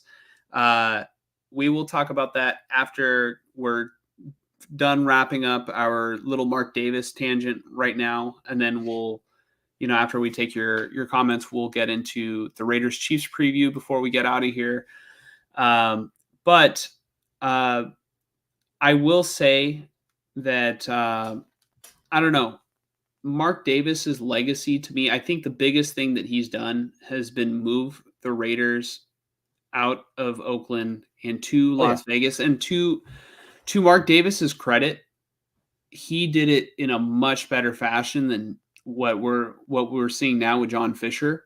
Like, all right, I'm of the opinion that if there was one team to leave Oakland, I think the Warriors did it the best because they stayed in the Bay Area. If the Raiders would have found some land in kind of doing what the Niners did, but like in the San Jose area or something like that and built a stadium there, I don't think it would have been so bad, because at least the fan base is still there and can commute. Yep. It's really bad, in my opinion, that the Raiders moved away from their most loyal fans in the Bay Area. Right now, every single home game, it's all right, which of the loyal fans are going to make the trip out here, make the trip out to Vegas this weekend for a home game? Because I would say that most of the loyal fans who were going to the games at the Coliseum did not just get up and move to Las Vegas with the team. People have lives outside of football. Yep. So, the Raiders aren't great, and that's why now all the away game, or all the away teams that are visiting, oh fuck yeah, we're gonna visit Las Vegas. Tickets are a little bit cheaper, right? Well, no, they're actually not cheap, but but hey, a weekend in Vegas, we get to see our team win. Hell fucking yeah. And right now, it's just not happening for the Raiders. It's like, why the hell am I going to go out to Vegas right now and watch my team lose? Yeah. What the hell is the point? The novelty of going to the game, I get it, but nobody wants to go and see their team get their ass kicked. I mean, if I was in that position, if I had tickets to a Niner game, I would still go. Would I fly? If this Niner game in Kansas City or against Kansas City was in Kansas City, would I fly out to watch the Niners get their ass kicked, by the Chiefs? I mean, if it was all paid for, yeah, but would I pay my money to do it? No, I don't think I would. I didn't even buy a ticket, and it's right down the freeway. Yep. So, there's other people who are more willing to buy tickets to games, but man, the Raiders had the vibe. They had the black hole and everything all here in Oakland. They had their own vibe, and it has to be different in Vegas. You know what I mean? The Niners, when they moved from Candlestick, it's a different vibe at Levi Stadium. That's just what happens when you move stadiums. It doesn't carry. There's you lose some of the charm of the history that took place. Yeah. And I mean, coming out of the Coliseum, you're definitely going to lose charm because I'd say the charm is what was carrying the Oakland Raiders, right? Of just that smash mouth, we don't care how it looks, we're just trying to win sort of mentality. Whereas now in Vegas, it's very much, it's Hollywood, but it's Vegas. It's Vegas, period. It's Vegas. It's all show. And like when you now at Raider games, it was just hell's bells, back in black. If it was raining, it was muddy, type shit. Baseball diamond on the field for a couple weeks, like just nonsense to most NFL standards, right? And we did not care, like we loved it, right? And the the fans in the crowd were rugged, potentially drunk, but having a great time and very much into the game. Now, okay, so bear in mind, back in black, hell's bells. Now, when you go to a game in Vegas, it's like, welcome to the show. It's just like everything is a Vegas show, So it's different. Now, granted, they still play the hell's bells. They have really cool videos going on, to like hype you up and stuff. They have way more bass in the building and all that. Like it's cool. And I enjoyed my time there when I went against the Giants. But the charm is absolutely different, Dude, So I'm just imagining right now, like, all right, we saw the video of Gardner Minshew, like eating his boogers. So like maybe he's not like, maybe he's not the brightest quarterback in the NFL, but I could just imagine Gardner Minshew dropping back to pass and he just gets distracted for a second, or like, he's getting the play call, he's in the huddle, and then he's like, oh man, those people are really partying in the club in the end zone, huh? Yeah. Like, I don't know, dude. It's kind of distracting a little bit. I can't imagine it not being a little bit distracting if there's like a little, it's a full-on club in the end zone. Well, I don't know if it would be distracting for the players. I think they're thinking about the game and the play at hand and stuff. I just like from a fan's perspective, like the difference between Oakland and Vegas, it wasn't even distracting to me. I was just like, oh, okay, interesting. I mean, it's my first time taking it in. Like, if I go there 3 more times, I'll just get used to it, and it won't be so different. I'll always reminisce. The most minor distraction, I would say, like not like yeah, not like oh, I got to hit Brock Bowers wide open, and then it's, oh my god, that lady is dancing. No, not like that. Like just, is that Hugh Hefner? More like a, hey, what's going on there? Kind of in between like the fucking timeouts, the TV timeouts. Right. Yeah. No, I get it. But anyway, I mean that was a big tangent on Mark Davis and whatnot. Okay, real quick, compare these 3 things just as quick as you can. You can even summarize it in words, in just a couple words. Compare an A's game at the Coliseum, a Raider game at the Coliseum, and a Raider game in Las Vegas, because you've been to all 3. Right. Compare them as far as the aesthetic, how they're different from one another. I mean, it depends on what year you're going to an A's game. The past 3+ years, it's been, wow, that was a major professional sport. But if I'm comparing, essentially what the usual A's game experience was the fans being very into it, bam, bam, bam, bam, bam, all that stuff, right?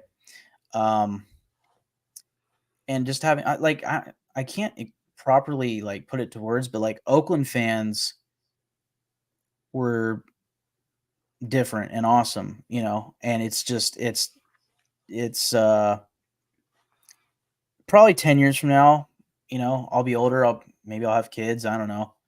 And I will be looking back at Oakland sports and being like, why the fuck is there not an Oakland major sports team? Like, how did they let that happen? I look at it now. And I'm like, Yeah, dude, no, I like am. I am. I know it. I know how it happened, but still, it just doesn't feel right. Yeah, no, it doesn't feel right. It's just like, I think it'll hit me harder in hindsight and like with kids and stuff of like, damn, I can't just take my kids to a random game. Like the plan as when I was growing up was like, oh, it's so cool that like my dad or my parents or grandparents, whoever can take me to a game.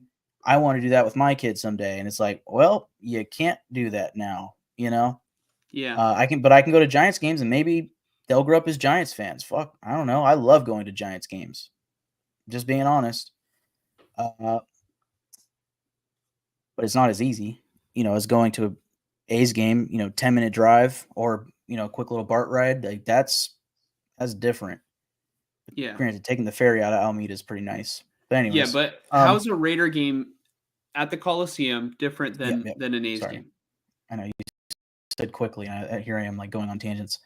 So I mean, A's game, it's like an upbeat, positive. It's baseball, so it's like you don't have to like worry the whole time, if that makes sense. You're just enjoying the atmosphere, Yeah. And usually for me at A's games, it was always a positive atmosphere. We could be losing, and it's just like, well, at that point, I'm just enjoying the company that I'm with, Yeah.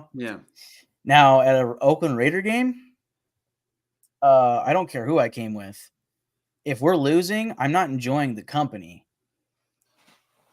That's not fully true. Like if we're losing that bad or something, I'm probably cracking jokes about how bad this game is, and in that way enjoying the company. But it's like, play in and play out. It's like you're motherfucking and you're pissed off or you're excited, you're cheering, you're clapping, all that. You are locked in on the game, and that's how it is in Vegas too. So long as you care as much, like I guess for me, probably in part because I was a kid growing up and like just really wanting nothing more than the Raiders to fucking win a Super Bowl. Every game when I was at a game in Oakland, it's like we got to win.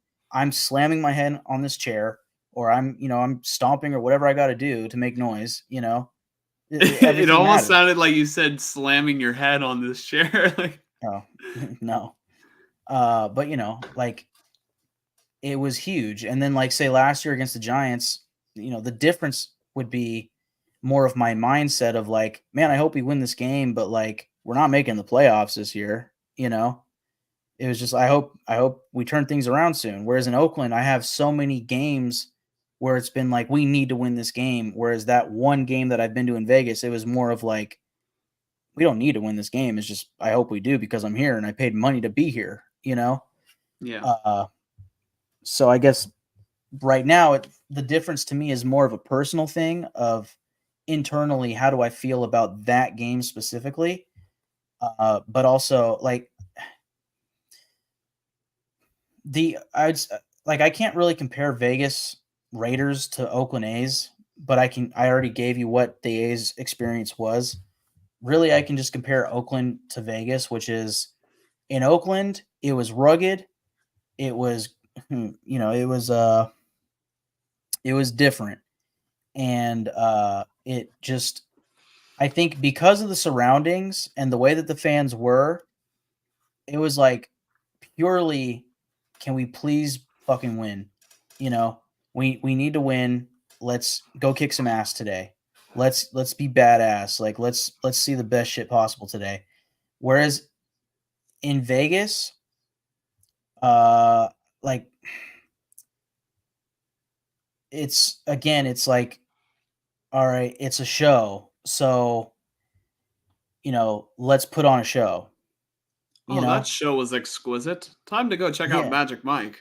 That was your Yeah. experience, right? Yeah, well, not really. But But part of that is that so far in Vegas, they have been losing teams who need a quarterback. And my experience in Oakland was, up until Derek Carr, similar thing, but at least I had hope, And then we got Derek Carr, and I really had hope. Whereas right now, there's not much hope. And the real hope is in the offseason when we can potentially draft that quarterback. Once we do, we're going to start, you're going to start seeing the fans at the stadium. And once they, even if they aren't winning yet, if they have the quarterback, it's going to be, let's win. Let's get it going, And then if they start winning, it's going to get more heightened as far as intensity, pressure to win, all of that. That comes with that. So, they just haven't had enough time in Vegas to develop that pressure and intensity and expectation to win. So I'd say that's the difference, really, because as far as the show and the vibes and all that, Vegas is amazing, right?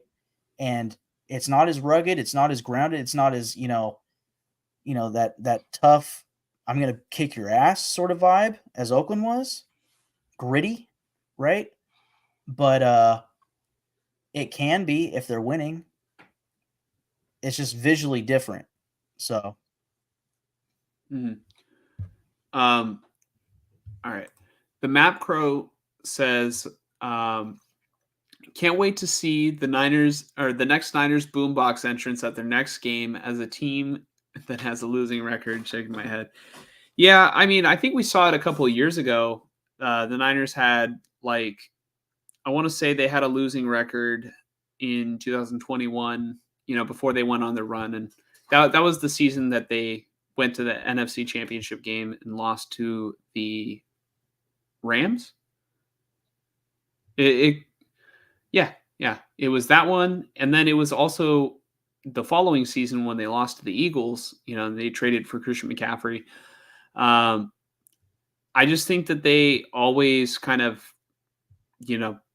they always have their heads high.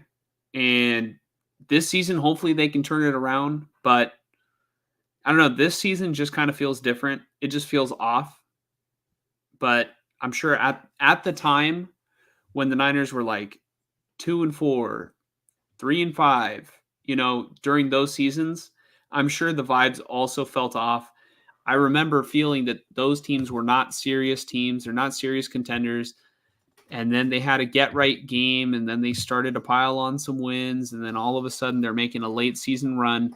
The Niners are an aging football team, so, we don't really know what to expect. Every team has to prove themselves every single year.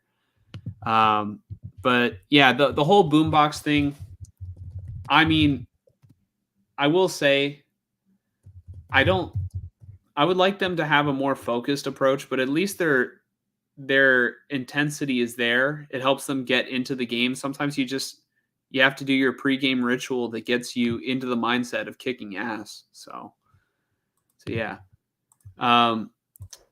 Aside from that, Demoke said, honestly, Mark Davis hiring Reggie as a GM was good. Mark also cleaned out the office, which Al ran like a monster organization. Al cut a lot of corners. Yes.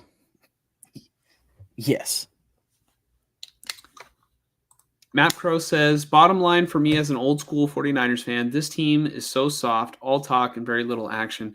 Yeah, I mean, I'm not fortunate enough to have been an old school 49er fan. I'm 25, so I was born just after their the golden era of 49er football.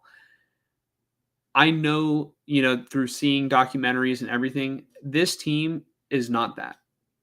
And through experiencing it, they've come so close, but they haven't gotten over the hump. And they take all these, they'll go on podcasts and say, oh, we should have won. They'll go on podcasts, oh, so-and-so soft, social media. And, it's just take care of business in February. You get there so many times, just take care of business in February. Demoke says, when it comes to the football side, Mark needs help. But when it comes to the business side, he really turned it around because Al left him screwed. I think Mark doesn't get enough credit for it. I'll give Mark Davis credit in that he got a new stadium built for the Raiders, and that he didn't leave the same, he didn't leave in a complete shit show the way that John Fisher did, Yeah. because they He both tried, were leaving the exact seemingly. same stadium. Yeah. What I will say is he got the new stadium built, but at what cost? Yeah, I mean, I don't know. Like, what do you think the negative cost is there? The fans not showing You up? move it away from the fan base. Right, but when the city doesn't allow you any chance to get that done, and I mean, the only thing really bad that you can say in that process towards Mark Davis is that he didn't have enough money to do it himself. But the NFL isn't going to step in and give him money. Nobody allowed him to have private investment groups. He tried. He fucking tried. Couldn't do that. And then Oakland, again, just would not let shit fucking happen. There were proposals that the NFL greenlit, and then Oakland was like, nah, fuck no. Like, there's what else are you going to do? And he tried to go to LA, which I didn't care for because he would have had to share with either the Rams, probably the Rams, or the Chargers. And the NFL, gave him the red light on that one and said, yeah, it's going to be Chargers and Rams. He tried to go to the other fan base again. He would have split the stadium with Kroenke, and he wouldn't have paid as much money, and in essence, probably doesn't get off as well financially because of that. But he would have been with the fans in LA, which there are fans in LA. They would be running LA right now. I think that would have been a better option. Obviously, it didn't happen. And what I would say is, at what cost? I'm not saying that Mark Davis had any other option in terms of staying in Oakland besides just the Coliseum. Right. I'm simply, I'm critiquing the action and not the subsequent, well, I guess the preceding actions that led to it. Right. It's just, in a nutshell, the Raiders leaving Oakland, I'm critiquing that. I'm not trying to be too hard on, I understand, I understand the move, but it's like moving them away from the fans is a huge cost in my opinion, but it's not like he had many other options. 1000%. And that's kind of where my mind goes towards the positives is like, it sucks for me not having a 10-minute drive to the games anymore. But on the positive side for this franchise and, how Mark on the business side is handling this team is financially they are doing better.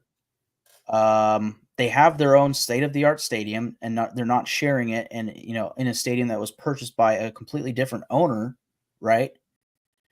To where they'd essentially be like the stepchild of that Rams team, Yeah. And they're in a state that has no state income tax, so free agents are more inclined to sign with them. The main negative for me is that in moving the team out of state, you're going to have a harder time with getting your fans in the stadium, especially with the prices being just astronomical for tickets right now. So there are negatives, but I also see the positives. And I just can't help but think that winning cures all. So once they can get to that point, everything will be good. And I think most will be forgiven as far as Mark Davis goes. But he has to get them there first, right? Yeah. Lecky tuning back in. Lecky, what's up? Thank you for, always coming in, commenting, sharing your thoughts. We really appreciate it. Lecky says, Raiders and playoffs don't belong in the same sentence. Yeah, I think we can both this both year for agree sure. with that. Oh yeah. Raiders game losing is all comedy. Watching Minshew throwing the ball, he about to get us a top draft pick. And I think that's where Mike's appreciation for Gardner Minshew comes in. Yeah, Gardner Minshew might be a living legend in my book by the end of the season. I hope the Raiders look into off season for young-minded offensive coach Ben Johnson, and not hire a coach who got fired. So a guy like Robert Saleh. Robert Saleh, and there was another guy that we had just mentioned. I mean, you could look at like a Doug Peterson, Brian Daboll. I think Daboll. Yeah, Daboll was the one. Hiring Getsy is a desperate move. Defense can only do so much for the offense to just shit the bed. Yeah, exactly. Yeah. You're dead on, sir. Mike, let's predict a winner for this Raiders versus Chiefs game. I think that we can confidently say that the Raiders are probably going to come in and steamroll the Chiefs, right? This is one of those games where, they're going to play up to the opponent's standard and somehow get it done, right? Let's not bullshit. The Chiefs are going to dominate the time of possession in this game. The Raiders' offense is a huge problem. It's not going to get solved. Like, the Raiders already cannot run the ball against good good matchups for them, like the Carolina Panthers a couple weeks ago. Yeah. They are going to just, I don't know, dude. Like, the Chiefs' defensive plan is going to be pretty easy. It's going to be, all right, focus on Brock Bowers and pressure the quarterback, stop the run. All three things that they are very good at doing. So, I don't know. It's a horrible matchup for the Raiders, in my opinion. And not to say that there would be very many good matchups, but I'm not even going to hesitate. I'm just going to lock it in. I'm going with the Chiefs in this one. I just saw my team get their ass kicked. This is your problem now, Mike. Yeah. There is a part of me that just would love to say Raiders here and, go balls out and say, you know what, this is going to be the game where they just play up to their opponent, like the Ravens game earlier this year. But because the Chiefs are pretty damn hindered, especially at receiver, whereas the Raiders very well might get Jacoby Myers back. And like, in a way, like the Raiders might defensively match up solid against the Chiefs because their receivers are hurt and their running backs are all backups at this point. But I'm not going to do what I just said because Patrick Mahomes is their quarterback and Andy Reid is their head coach. Of course, the Chiefs are going to win this game. And because of how bad the Raiders are this season, like Spags will have, oh man, it's going to get ugly. Like, defensively, the Chiefs will win this game. The defense will win this game for the Chiefs, period. Yep. Yeah, no, all right, Mike, if I was to tell you that the Chiefs would play this game without playing a snap of offense, like their offense just stayed on the sideline the entire game and they just played defense and punted the ball to the Raiders, would you still take the Chiefs? I think I would still probably take the Chiefs. Yeah, they might get a pick six, and that might just do it. But I would probably pick the Raiders. I would assume the Raiders would put up some points in this game. But, the fact that I would still be inclined to thinking about it, and it's not just a no-brainer, like, oh, no, Raiders for sure. The fact that it's not just a no-brainer, it says enough right there. Mm-hmm. So you are going to pick the Chiefs. Yep. Yeah. Here's the thing too, is that run defense is so good and Trent McDuffie is so good, and they don't really even need Trent McDuffie in this game. Who are they going to cover? Is Jacoby Myers going to come back this week? Yeah, it's not for sure that he will. Yeah. So I don't know. the Chiefs defense is carrying that team, and the Raiders are just going to struggle on offense. If the Raiders win, then I don't know what to tell you. Just tell me I don't know ball. Yeah. And kiss that first overall pick goodbye, I guess. And I know it's one game, but like if you can beat the Chiefs, like chances are we're gonna beat other teams. Yeah. Oh man, that would just be fantastic for you, right? You just kiss the number 1 overall pick goodbye, just for like winning random matchups that you're like, I don't know. I don't expect the Raiders to win this one.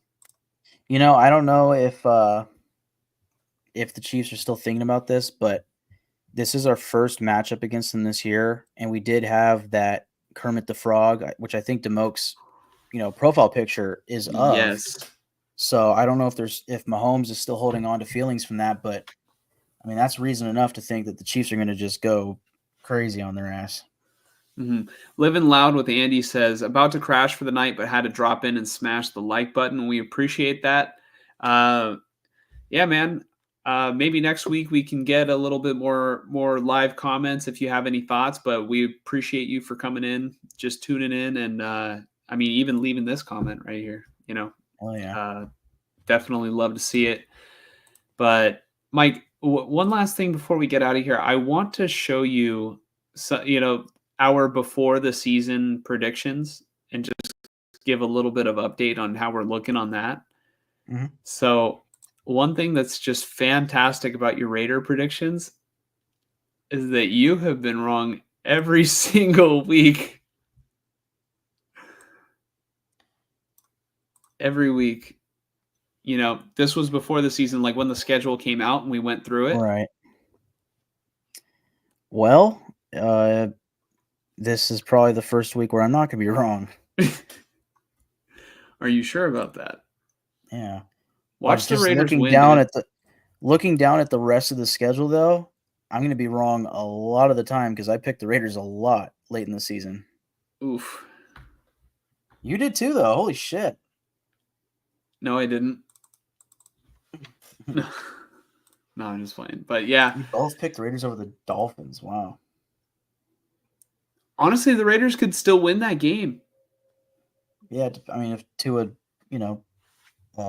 you are giving the Dolphins, I think, a lot more credit than they deserve right now. Like yeah, Tua's out, but I don't think Tua's going to be I don't think he's going to make everything click. Maybe. I think the receivers will get better, and in doing so, and in the threat of the deep ball and maybe being able to develop the play action and stuff like that, it'll keep the defense honest and also help the run game. Like just overall, they'll be more cohesive. Mm-hmm. Before we get out of here tonight, I just want to give a quick shout out to our Twitter account. It's at silver_goldpod on X, Twitter. But yeah, if you want to follow us there, you can send us stuff, and maybe we'll put something on the screen live. And or if you want to tweet, tweet at us, send us anything. You can also follow our personal Twitter pages. Mike's is right here at mforrester9. Mine's right here at JCK510. Other than that, Mike, you got any last things before we get out of here? Thank you, Anthony. I was gonna say something funny, but I lost it. Too tired. Well, I will say, Anthony, thank you. For tuning in. We hope that you tune in to our upcoming live streams. We go live every week, and we also cut down the videos and post them. We do a Niner video every week, and we do a Raider video every week. And sometimes if there's something extra in between, we'll post that little extra as well. But other than that, it's been a great episode, Mike. Yes, indeed. Yeah, it's 1:35. Hope everybody has a great night. Well, great morning, I guess. Anthony says, I'll be back especially for these late night shows. Yeah, man, we're always past midnight here. Yeah. Have a good night, Anthony. We appreciate it. Yeah. Mike, last words for the buzzer. I can't believe I'm saying this. Go Chiefs.